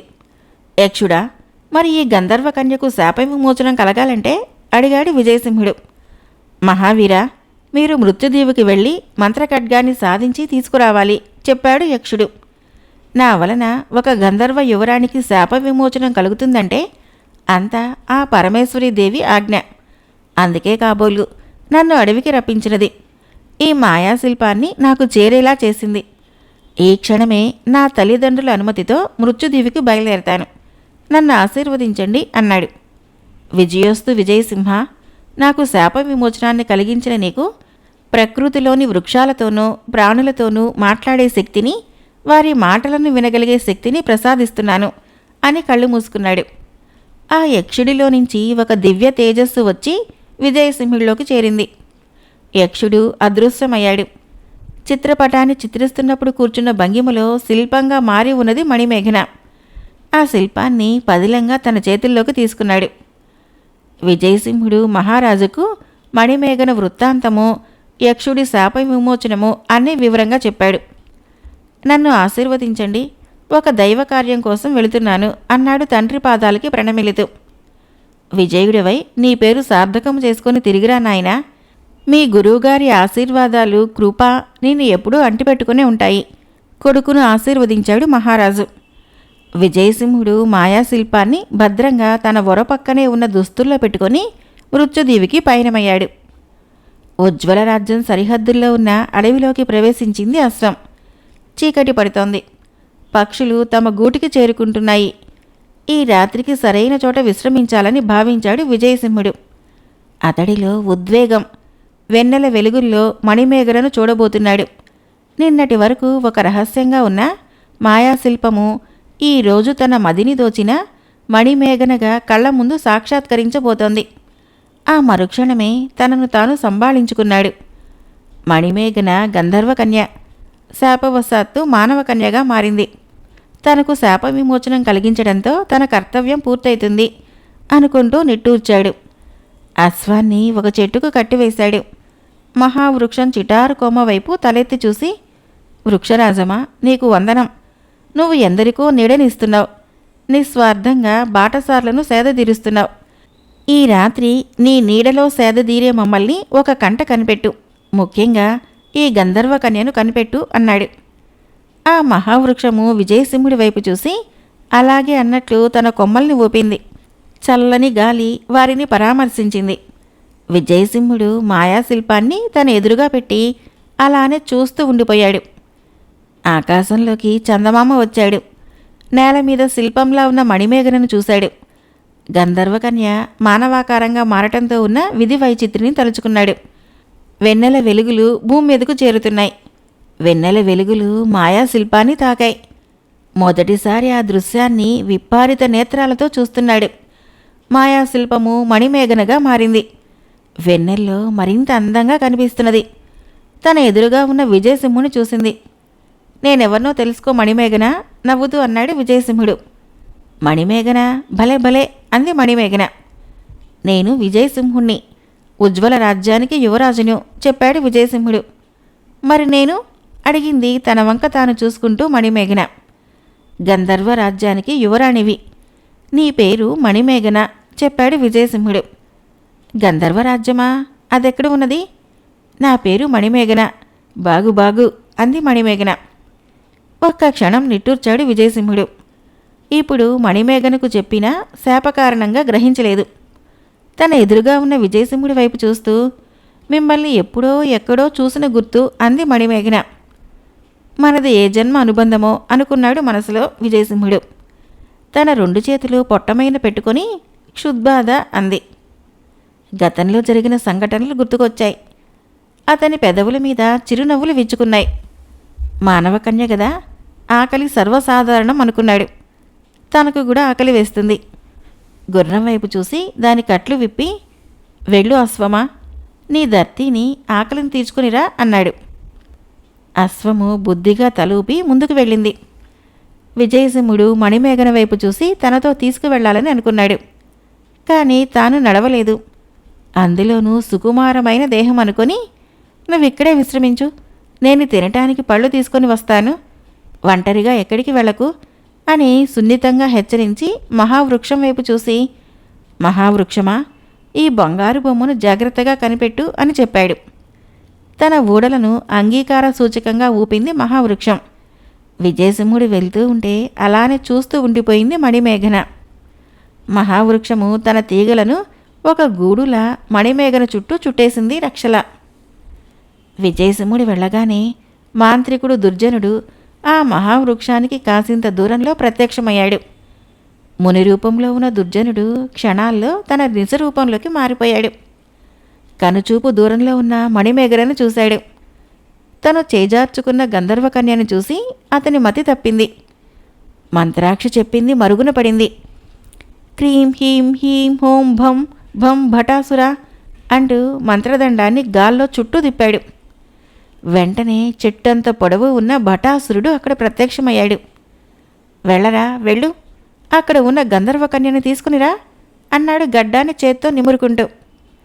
ఆజ్ఞమాంత్రిక అంటూ అక్కడి నుంచి మాయమై మహావృక్షం ముందు ప్రత్యక్షమయ్యాడు. సన్నటి మహావృక్షం తీగల మధ్య నిద్రపోతూ ఉంది మణిమేఘన. భటాసురుడు తన చేతిని ముందుకు చాచాడు. ఆ చేయి సాగుతూ తీగల్లోకి వెళ్ళింది. మహావృక్షము తన తీగలను గట్టిగా బిగించి భటాసురుడి హస్తాన్ని బంధించాలని ప్రయత్నిస్తోంది. కానీ యాంత్రిక శక్తిని ఎదిరించే శక్తి లేని మహావృక్షము తన వృక్షం మీద ఉన్న పక్షులన్నిటికీ విషయాన్ని చేరవేసింది. ఆ మహావీరుడికి వర్తమానం చేరవేయండి, అతని రక్షణలో ఉన్న మాయాసుందరికి అపాయం అని చెప్పండి. వెంటనే పక్షులు గాల్లోకి ఎగిరాయి. మహావృక్షము తను అటూ ఇటూ ఊగుతూ మిగతా వృక్షాలకు సందేశం చేరవేసింది. ఒక్కొక్క వృక్షము అలా ఊగుతూ మిగతా వృక్షాలకి గాలిలో సందేశాన్ని చేరవేరుస్తున్నాయి. మధుర ఫలాల్ని చెట్టెక్కి కోయబోతున్న విజయసింహుడికి ఆ చెట్టు అటూ ఇటూ కదలటం గమనించాడు. కొన్ని పక్షులు తను ఉన్న వైపు రావటం చూశాడు. మధుర ఫలాలు ఇచ్చే ఆ వృక్షం గొంతు విప్పింది. నువ్వు రక్షణను ఇచ్చే పడతికి ఆపద పొంచి ఉన్నది, త్వరగా వెళ్ళు మహావీరా అని చెప్పింది. విజయసింహుడు క్షణకాలం కూడా జాగు చేయక పరుగు పెట్టాడు. భటాసురుడు తన చేతిని మరింతగా ముందుకు జరిపాడు. మహావృక్షం తీగలు అతనికి మంత్రశక్తి ముందు నిలవలేకపోతున్నాయి. ఒక్కో తీగ తెగుతూ ఉంది. అప్పుడే విజయసింహుడు అక్కడికి వచ్చాడు. వస్తూనే వరలోని కరవాలం తీశాడు. భటాసురుడు విజయసింహుడు హోరాహోరీగా యుద్ధం చేస్తున్నారు. భటాసురుడు అదృశ్యమైతూ దొంగ దెబ్బ తీస్తున్నాడు. విజయసింహుణ్ణి ముఖాముఖి ఎదుర్కోలేకపోతున్నాడు. విజయసింహుడు గాలికన్నా వేగంగా దూసుకుపోతున్నాడు. ఈ అలికిడికి కళ్ళు తెరిచింది మణిమేఘన. విజయసింహుడు 2 చేతులతో మణిమేఘనను ఎత్తుకొని, మహావృక్షమా, మణిమేఘనను నీ చిటారు కొమ్మను కూర్చోబెట్టుకో అని చెప్పాడు. మహావృక్షంలో ఒక ఊడ విజయసింహుడి చేతుల్లో ఉన్న మణిమేఘనను పైకి లేపింది. వృక్షము పైభాగంలో కూర్చోబెట్టింది. భటాసురుడు తలపైకెత్తి మహావృక్షం పైన ఉన్న మణిమేఘనను చూస్తున్నాడు. తన చేతిని సాచాడు. ఆ చెయ్యి ఆకాశం వైపు సాగుతూ ఉంది. విజయసింహుడు తన కరవాలంతో ఆ చేతిని నరికివేశాడు. నేల మీద పడిన ఆ చెయ్యి వెంటనే గాలిలోకి లేచి తిరిగి భటాసురుడి చేతికి అతుక్కుంది. విజయసింహుడికి ఆవేశం పెరిగింది. తన గురుదేవులు సుమ మహర్షులను తలుచుకొని గురుదేవులు చెప్పిన మంత్రాన్ని పఠిస్తూ కరవాలాన్ని గాలిలోకి విసిరబోయాడు. అంతలోనే ఒక అద్భుతం జరిగింది. భటాసురుడి హస్తం సాగుతూ మహావృక్షం చివరన ఉన్న మణిమేఘనను తాకగానే అగ్నిజ్వాలలు భటాసురుడి హస్తాన్ని చుట్టుముట్టాయి. హాహాకారాలు చేస్తూ భటాసురుడు అక్కడి నుంచి మాయమయ్యాడు. ఆశ్చర్యం నుంచి తేరుకుంటూ ఉండగానే మహావృక్షము మణిమేఘనను భద్రంగా కిందకు దింపింది. పెద్దగా హాహాకారాలు చేస్తూ భటాసురుడు మాంత్రికుడు దుర్జనుడి పాదాల దగ్గర పడ్డాడు. మాంత్రికుడు దుర్జనుడు కళ్ళెర్ర చేశాడు. ఆకాశం వైపు చూస్తూ, మంత్రాక్షి, ఏమిటి అవమానము అని గట్టిగా అరిచాడు. మాంత్రికుడు దుర్జనుడి శిరస్సుపైన అస్థిపంజరం నవ్వుతూ నృత్యం చేస్తోంది. మహామాంత్రిక, ఆవేశంలో వాస్తవాన్ని విస్మరించావు. అదే తప్పిదాన్ని తిరిగి చేశావు. మానవ కన్యగా మారిన మణిమేఘనను నీ క్షుద్రశక్తులు సమీపించలేవు. యుక్తితో చేయవలసిన కార్యాన్ని మూర్ఖంగా చేసి మణిమేఘనను పొందే అవకాశం జారి విడుచుకున్నావు. తస్మాత్ జాగ్రత్త జాగ్రత్త జాగ్రత్త అంటూ అదృశ్యమైంది అస్థిపంజరం. మాంత్రికుడు దుర్జనుడు భటాసురుడి వైపు చూశాడు. బండరాయిగా మారాడు. తన రూపం మార్చుకున్నాడు దుర్జనుడు. ఇప్పుడతను మునివేషంలో ఉన్నాడు. బండరాయి మీద కూర్చున్నాడు. చేతిలో కమండలము, పొడువాటి గడ్డము, తపస్సు చేస్తున్నట్లు కళ్ళు మూసుకున్నాడు. విజయసింహుడు మణిమేఘన నడుస్తున్నారు. అశ్వము వీరిద్దరినీ అనుసరిస్తుంది. తాను మణిమేఘనను కనిపెట్టుకుని ఉండాలని అనుకున్నాడు. వెలుగురేఖలు ప్రసరిస్తున్నాయి. ఒక్కసారిగా మణిమేఘన శిల్పంగా మారింది. శిల్పంగా మారిన మణిమేఘనను చూసి విజయసింహుడి హృదయం భారమైంది. ఎలాగైనా తాను మంత్రఖడ్గం సాధించాలి. మణిమేఘనకు ఈ శాపం నుంచి విముక్తి కలిగించాలి. ముందు తాను మృత్యుదీవికి వెళ్లే దారి తెలుసుకోవాలి.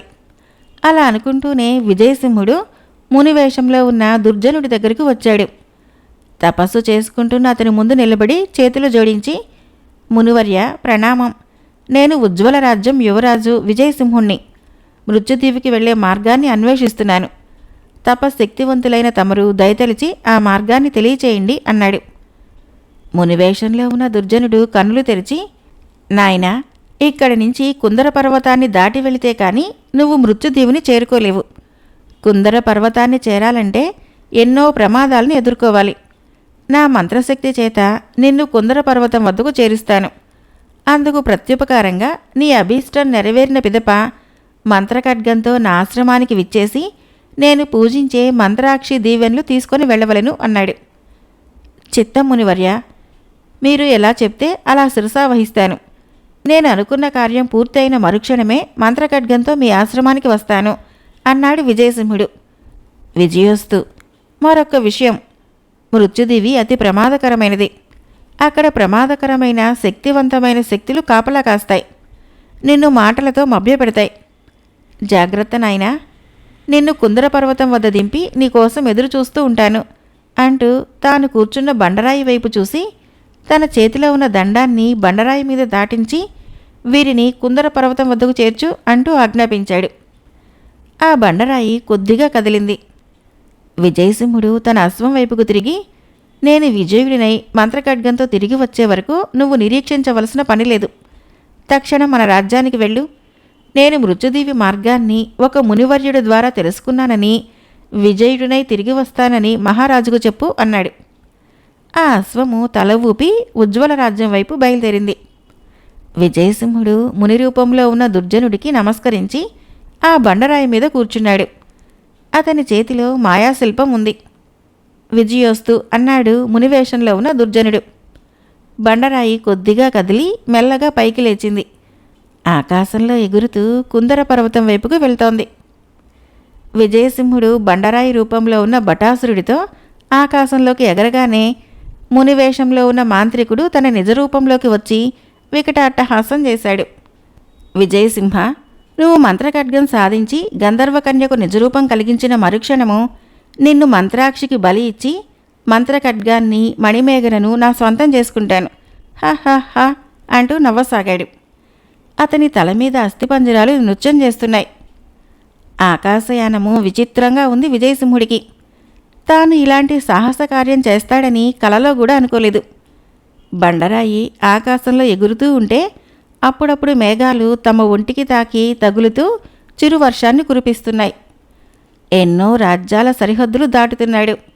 అడవులు, పర్వతాలు దాటుతున్నాడు. రాజప్రాసాదాలు చిన్న చిన్న బొమ్మలుగా కనిపిస్తున్నాయి. క్రమక్రమంగా పగలు తప్పుకుంటోంది. చీకట్లు చుట్టుముడుతున్నాయి. వెన్నెల భూమి మీదకు వచ్చే వేళ అయింది. ఒక్కసారిగా వెన్నెల వచ్చింది. ఆకాశంలో బండరాయి మీద ఉన్న విజయసింహుడి చేతిలోని మాయాశిల్పము మీద వెన్నెల వెలుగులు ప్రసరించాయి. మాయాశిల్పము మణిమేఘనగా మారింది. విజయసింహుడి ఒడిలో ఉన్నది మణిమేఘన. కళ్ళు తెరిచి తన ఎదురుగా ఉన్న విజయసింహుడి మొహాన్ని చూసింది. మీరా మహావీరా, నేనెక్కడ ఉన్నాను అని అడిగింది సిగ్గుతో తల వంచుకొని. నా కౌగిలి సామ్రాజ్యంలో చెప్పాలనుకున్నాడు విజయసింహుడు. కానీ స్త్రీ మనసు అర్థం చేసుకోకుండా, అందులోనూ ఒక గంధర్వకన్యతో అలా మాట్లాడటము సముచితం కాదనుకొని మనసులోని కోరికను, హృదిలోని ప్రేమను తన మనసు గదిలోనే బంధించాడు. చుట్టూ చూసింది. తాము గాలిలో ఒక బండరాతి మీద ప్రయాణిస్తున్నామని గమనించింది. కిందకి తొంగి చూస్తే అడవులు, పర్వతాలు, భయంతో కళ్ళు మూసుకొని విజయసింహుణ్ణి గట్టిగా ఆలింగనం చేసుకుంది. ధైర్యం చెబుతున్నట్లు ఆమె వీపు భాగం మీద చెయ్యి వేశాడు విజయసింహుడు. అలాగే అతడిని హత్తుకుంది. చెప్పలేని భావాలు ఆమెలో ముప్పిరిగొన్నాయి. తొలిసారిగా పురుష స్పర్శ ఆమెను వివసత్వంలో పడవేసింది. విజయసింహుడు మణిమేఘన వైపు చూస్తున్నాడు. తన గుండెల మీద నిద్రపోతోంది. తెల్లవారితే వెలుగురేకులు పరుచుకుంటే మళ్ళీ తాను శిల్పంగా మారిపోతున్న విషయం కూడా తెలియదు. మణిమేఘన శాపాన్ని తలుచుకుంటే గుండె బరువెక్కింది. మణిమేఘన కళ్ళు తెరిచి, మహావీరా, నేనెవరిని? నాకు స్పృహ వచ్చేసరికి వెన్నెలే తప్ప సూర్యుడి వెలుగు కనిపించటం లేదు. నాకెవరూ లేరా? నేనెవరిని? నాకంటూ ఎవరూ లేరా అని బేలగా అడిగేసరికి విజయసింహుడి హృదయం ద్రవించింది. నువ్వొక గంధర్వ కన్యవు, గంధర్వ మహారాజు కుమార్తెవు, దివ్యశక్తులు ఉన్నదానివి అని చెప్పాలనుకున్నాడు. తక్షణమే మణిమేఘనకు శాప విమోచనం కలిగించాలి అనుకున్నాడు. కనుచూపు మేరలో కుందర పర్వతం కనిపిస్తున్నది. ఆకాశాన్ని అంటుకునేలా ఉంది. తెలతెలవారుతుండగా కుందర పర్వతం మీద కాలు మోపింది బండరాయి. మహావీర, ఈ పర్వతాన్ని ఆనుకొని ఆ కనిపించుచున్నదే మృత్యుదివి. మీరు వచ్చే వరకు మేమిక్కడే ఉంటాము అని బండరాయి పలికింది. తన గుండెల మీద తలవాల్చి తనతో మాట్లాడుతూనే నిద్రలోకి జారుకున్న మణిమేఘన సూర్యోదయంతో మళ్ళీ శిల్పంగా మారింది.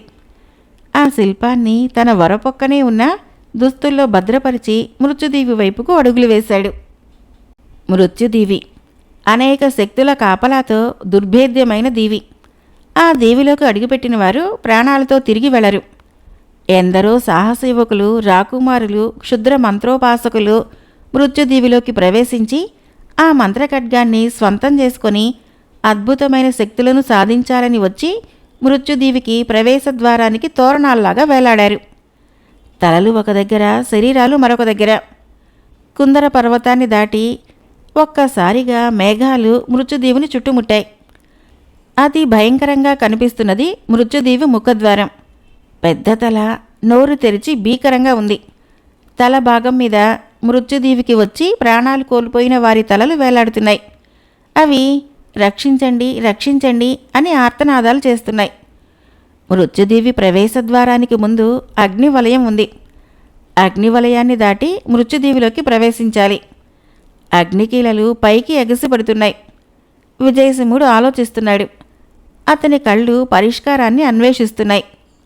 అతని దృష్టి అగ్నివలయానికి ఇరుప్రక్కలా ఉన్న వృక్షాల మీద పడింది. అవి ఎత్తుగా మృత్యుదీవి శిరస్సును తాకేలా ఉన్నాయి. కళ్ళు మూసుకొని వనదేవతను ప్రార్థించాడు. వనదేవత, నీకు వందనం. వృక్షాల్లారా, మా రాజ్యంలో పచ్చని చెట్లు కళకళలాడుతూ ఉంటాయి. అడవుల నరికివేత నిషిద్ధం. దారికి ఇరువైపులా వృక్షాలే. నీటితో సదా తడుపుతూ ఉంటాం. మృత్యుదీవి ప్రవేశ మార్గం వరకు నన్ను తీసుకొని వెళ్ళండి. ఈ అగ్నికీలల నుంచి ముందుకు తీసుకువెళ్ళండి అని వేడుకున్నాడు. ఒక్కసారిగా అగ్నికీలలకు ఇరువైపులా ఉన్న వృక్షాలు క్రిందకు వంగాయి. ఒకదానిని ఒకటి అల్లుకుంటూ మెట్లుగా నిచ్చెనగా మారాయి. విజయసింహుడు ఆ చెట్లను ఏళ్లుగా చేసుకొని అగ్నికీలలు పైభాగం నుంచి మృత్యుదీవి శిరస్సు వద్దకు చేరుకున్నాడు. వృక్షాల వైపు చూసి, మీ మేలు మర్చిపోను, కృతజ్ఞుడిని అన్నాడు. వృక్షాలు యథావిధిగా తమ తమ స్థానాల్లో ఉండిపోయాయి. మృత్యుదీవి శిరస్సు దగ్గరికి వచ్చాడు. ఆ శిరస్సు నోరు తెరిచి ఉంది. ఆ మార్గం ద్వారా లోపలికి వెళ్ళబోతుంటే ఆ శిరస్సు, మహావీర, ఆగు ఆగు, ముందు మా వీరులను జయించి లోపలికి సాగు సాగు అని పలికింది. వెంటనే కొన్ని తలలేని మొండాలు కత్తులు చేతపట్టుకుని ప్రత్యక్షమయ్యాయి. వీటిని జయించి లోపలికి అడుగుపెట్టు, శిరస్సు పలికింది. విజయసింహుడు తన వరలో కరవాలాన్ని తీశాడు. మహావీర, మా వీరులను తలలేని మొండాలను జయించవలనన్నా నీ తలను మృత్యుదేవి శిరస్సు గుమ్మానికి వేలాడదీయాలి. తల లేకుండానే మొండెంతో యుద్ధం చేయాలి. మృత్యుదేవికి కాపలాగా ఉన్న శిరస్సు చెప్పింది. వెంటనే విజయసింహుడి నుంచి తల వేరై మృత్యుదేవి శిరస్సు దగ్గర వేలాడుతూ ఉండిపోయింది. శిరస్సులు లేని మొండాలు కరవాలాలు దూశాయి. ఒక్కసారిగా మూకుమ్ముడిగా ముందుకు వచ్చాయి. విజయసేనుడు మొండము ఎటు తిరిగితే అతని శిరస్సు అటువైపుకు తిరుగుతోంది. ఖడ్గ విద్యలో సుమ మహర్షులు చెప్పిన మెళుకువలు గుర్తుకు చేసుకున్నాడు. చిచ్చర పిడుగులా రెచ్చిపోతున్నాడు. వాళ్ళు 10. విజయసింహుడు ఒక్కడు. శిరస్సు ఎటు తిరిగితే విజయసింహుడు అటు తిరుగుతున్నాడు. విజయసింహుడి కరవాలానికి ఒకడి చెయ్యి ఎగిరి గాలిలోకి దూసుకుపోయింది. మరుక్షణమే అతుక్కున్నది. ఒక మొండెం చేతిలోని కరవాలము విజయసింహుడి బొడ్డులో ఉన్న మాయాశిల్పాన్ని తగిలిపోయింది. విజయసింహుడు త్రుటిలో తప్పించాడు ఆ ప్రమాదాన్ని. తన దగ్గర మాయాశిల్పం ఉన్న విషయం జ్ఞప్తికి వచ్చింది. అంతకన్నా మరో విషయము అతడికి ఆందోళన గురిచేసింది. చీకటి పడి వెన్నెల వస్తే మణిమేఘన తన నిజరూపంలోకి వస్తుంది. అప్పుడు మణిమేఘనను కాపాడటం ఇంకా కష్టమవుతుంది.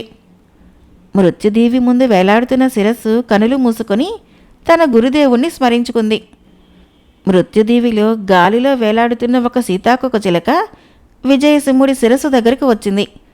అతని చెవి దగ్గరకు వచ్చి, మహావీర, మీతో యుద్ధం చేస్తున్న ఆ మొండాల వీరులను సంహరించవలనంటే వారిని నిలువుగా మీ వీర కరవాలంతో చీల్చివేయాలి. 2గా చీలిపోయినప్పుడే అవి నశించిపోతాయి అని చెప్పింది.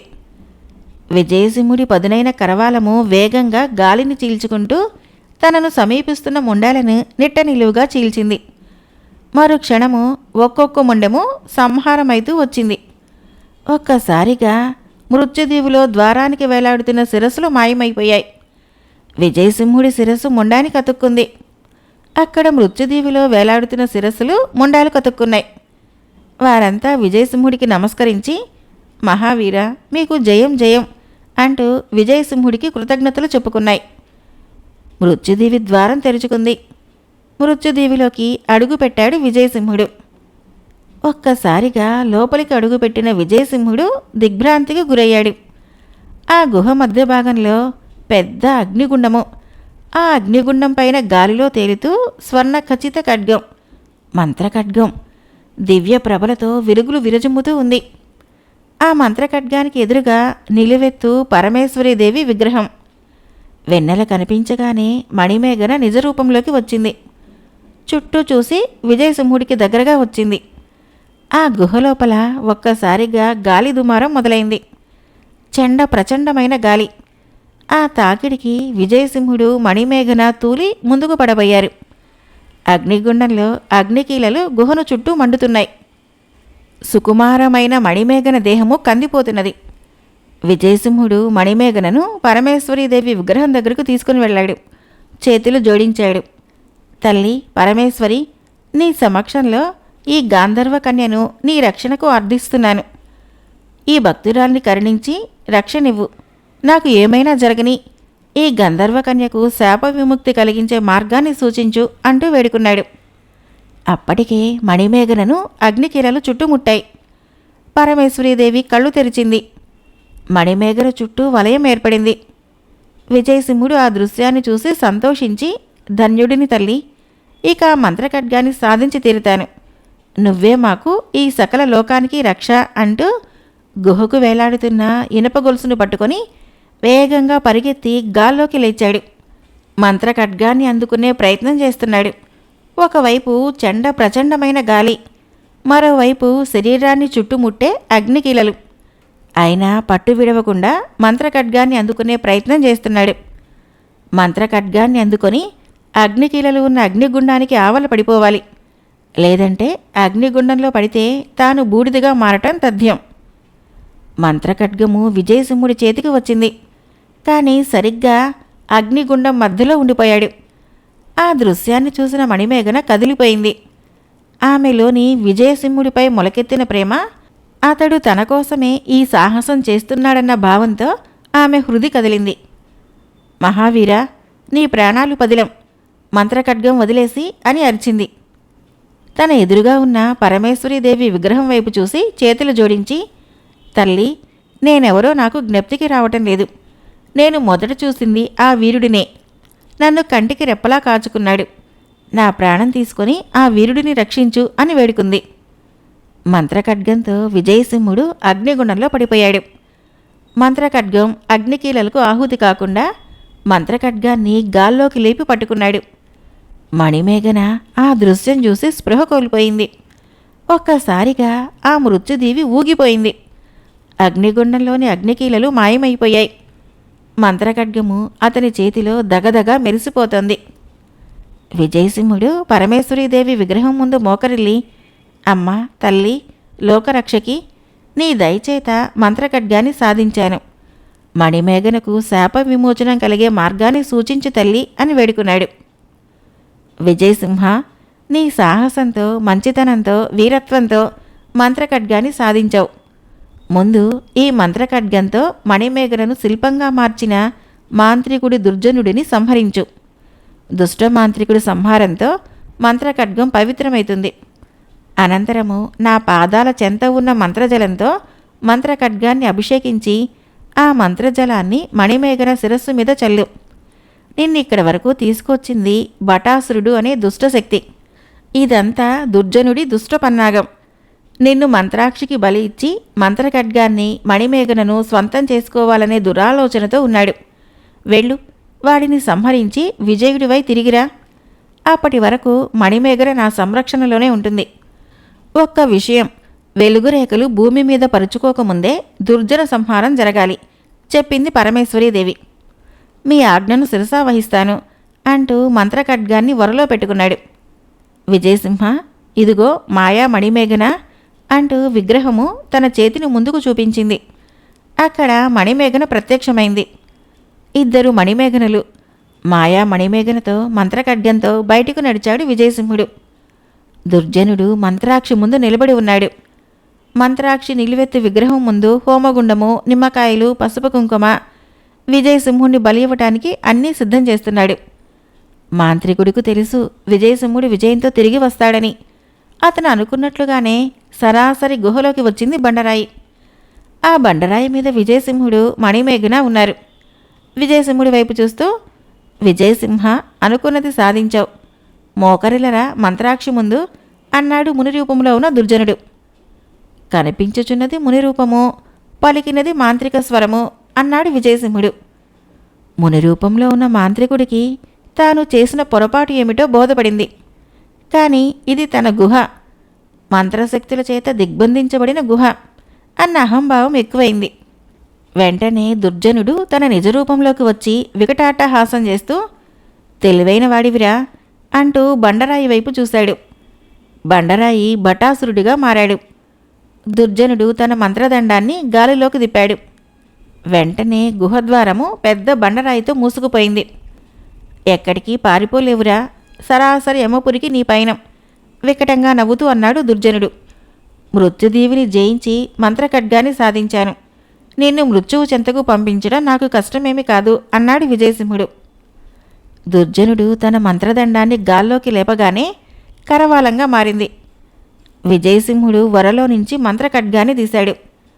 ఇద్దరి మధ్య భీకర పోరు. అస్థిపంజరాలు గాల్లో వేలాడుతున్నాయి. గుహ కంపిస్తున్నది.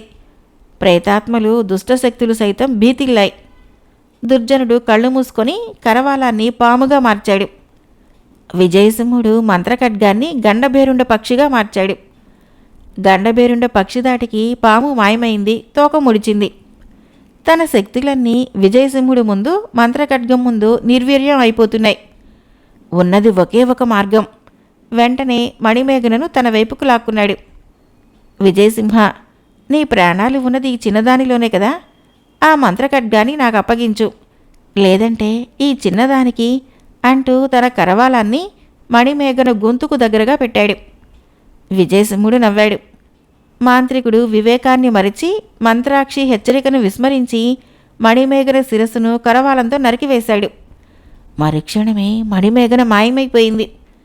మాంత్రికుడికి మతి తప్పినంత పనైంది. నీ పాపాలకి కాలం మూడినది, కార్చుకో మాంత్రిక అంటూ మంత్రఖడ్గంతో దుర్జనుడి శిరస్సును ఖండించాడు. ఒక్క క్షణము గుహ మొత్తం కంపించింది. నేల మీద పడిన దుర్జనుడి తల తిరిగి అతుక్కుంది. ఎన్నిసార్లు అతని తలని మొండ నుంచి వేరు చేసినా అతని తల తిరిగి అతుక్కుంటూనే ఉన్నది. విజయసింహుడు పరమేశ్వరీదేవిని స్మరించాడు. ఆ గుహలో గాలిలో తేలుతున్న అస్థిపంజరాలు తలక్రిందులుగా వ్రేలాడి విజయసింహుడి చెవి దగ్గరకు చేరి, మహావీర, అతని శిరస్సు మంత్రాక్షి ముందు ఉన్న హోమగుండంలో పడేలా చేయాలి అని చెప్పాయి. విజయసింహుడు అస్థిపంజరాలకి కృతజ్ఞతలు తెలియచేస్తూ మంత్రఖడ్గంతో మాంత్రికుడి శిరస్సు హోమగుండంలో పడేలా చేశాడు.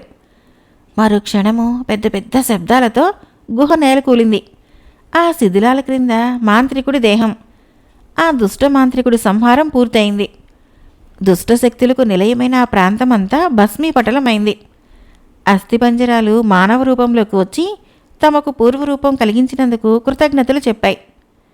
విజయసింహుడు కళ్ళు మూసుకొని పరమేశ్వరి దేవుని స్మరించాడు. మరుక్షణము అక్కడి నుంచి మాయమయ్యాడు. మృత్యుదీవిలో పరమేశ్వరీదేవి ముందు ప్రత్యక్షమయ్యాడు. పరమేశ్వరీదేవి పాదాల చెంతన ఉన్న మంత్రజలంతో మంత్రఖడ్గాన్ని అభిషేకించి ఆ అభిషేకధారను మణిమేఘన మీదుగా జారవిడిచాడు. మణిమేఘన రూపము మరింత వన్నెతో మెరిసిపోతున్నది. అప్పుడే సూర్యకిరణాలు పరమేశ్వరీదేవి పాదాలను తాకాయి. మణిమేఘనను స్పృశించాయి. మణిమేఘన శాపం తొలగిపోయింది. గంధర్వ యువరాణి మణిమేఘనగా మారింది. గంధర్వ మహారాజు అక్కడ ప్రత్యక్షమై పరమేశ్వరీదేవికి నమస్కరించి, తల్లి పరమేశ్వరి, నీ చల్లని చూపుల చేత నా కూతురికి శాప విమోచనం కలిగినది, ధన్యుడిని తల్లి అన్నాడు. పరమేశ్వరీదేవి ప్రత్యక్షమైంది, మిరుమిట్లు గొరుపుతూ నిలువెత్తు రూపంతో.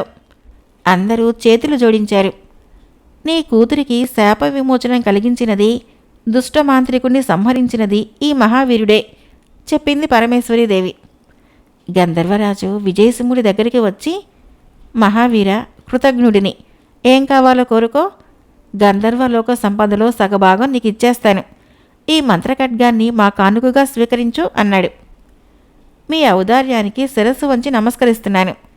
నేను ప్రతిఫలాన్ని ఆశించి చేయలేదు. మానవ ధర్మాన్ని, క్షత్రియ ధర్మాన్ని పాటించాను. ఆ పరమేశ్వరీదేవి ఆజ్ఞను శిరసావహించాను. నాకిక సెలవు ఇప్పించండి అంటూ చేతులు జోడించి వెనక్కి తిరిగాడు. అతడి మనసు భారంగా ఉంది. ఆ రేయి నుంచి వెన్నెల వస్తే మణిమేఘన రాదు, కనిపించదు. విజయసింహుడు వెళుతుంటే మణిమేఘన అడ్డు వచ్చింది. నేనెవరిని, మీరెవరు అని ప్రశ్నించింది. విజయసింహుడు బాధను అణుచుకొని, మీరు గంధర్వలోకానికి యువరాణి, నేను ఉజ్వల రాజ్యానికి యువరాజును, మానవ మాతృడిని అన్నాడు. కాదు, నన్ను చెప్పమంటారా మహావీరా అని అడిగింది మణిమేఘన. ఆశ్చర్యంగా చూశాడు విజయసింహుడు చెప్పమన్నట్లు. ఈ శిల్పాన్ని అపురూపంగా చూసుకున్న మంచి మనిషి, నేనెవరో తెలియకపోయినా నన్ను అపురూపంగా చూసుకుని తన మనసులో ప్రేమను, గొంతులోని మాటను దాచుకున్న నా ప్రియ వల్లభులు మీరు. సంకోచం ఎందుకు మహావీరా? గంధర్వకన్య అయినా మానవకన్య అయినా మనసైన వాణ్ణి, మహావీరుడిని పరిణయమాడుట కన్నా మిన్న ఏమున్నది? నేను గంధర్వకన్యను అన్నదే మీ అభ్యంతరమైతే నా సర్వశక్తులు వదిలి మీ పట్టపురాణిగా మీ గుండెలో ఉండిపోతాను. విజయసింహుణ్ణి చుట్టేస్తూ చెప్పింది మణిమేఘన. మహావీర, మణిమేఘనకు తన శాపగతాన్ని చెప్పాను. తన నిర్ణయాన్ని నీకు తెలియచేసింది పరమేశ్వరీదేవి చెప్పింది. గంధర్వ మహారాజు పరమేశ్వరీదేవికి నమస్కరించి, ఒక మహావీరుడికి, మనసున్న మానవోత్తముడికి నా కూతురు భార్యగా వెళ్ళటం నాకు సంతోషమే, అంతా దైవేచ్ఛ అన్నాడు. శుభం. విజయసింహ పృథ్వీలో ఉన్నంత వరకు నీ వీరత్వం ఉంటుంది. గంధర్వ రాజ్యానికి అల్లుడివై, ఉజ్వల రాజ్యానికి మహారాజువై, యశో చంద్రికలతో, కీర్తి ప్రతిష్టలతో వర్ధిల్లువుగాక అని ఆశీర్వదించింది. గంధర్వ యువరాణి మణిమేఘన, ఉజ్వల రాజ్యం యువరాజు విజయసింహుడి పరిణయము అంగరంగ వైభవంగా జరిగింది. గంధర్వలోకము తరలి వచ్చింది. దేవతలు పూల వర్షాన్ని కురిపించారు. మంత్రఖడ్గాన్ని ధరించి ఉజ్వల రాజ్యాన్ని సుభిక్షంగా పరిపాలిస్తున్నాడు విజయసింహుడు. మాయా శిల్పం, మంత్రఖడ్గం కథ సమాప్తం. ఫ్రెండ్స్, నా కథలు నచ్చినట్లయితే మన ఛానల్ని తప్పకుండా సబ్స్క్రైబ్ చేయండి, లైక్ చేయండి, షేర్ చేయండి, కామెంట్ చేయండి. Thank you.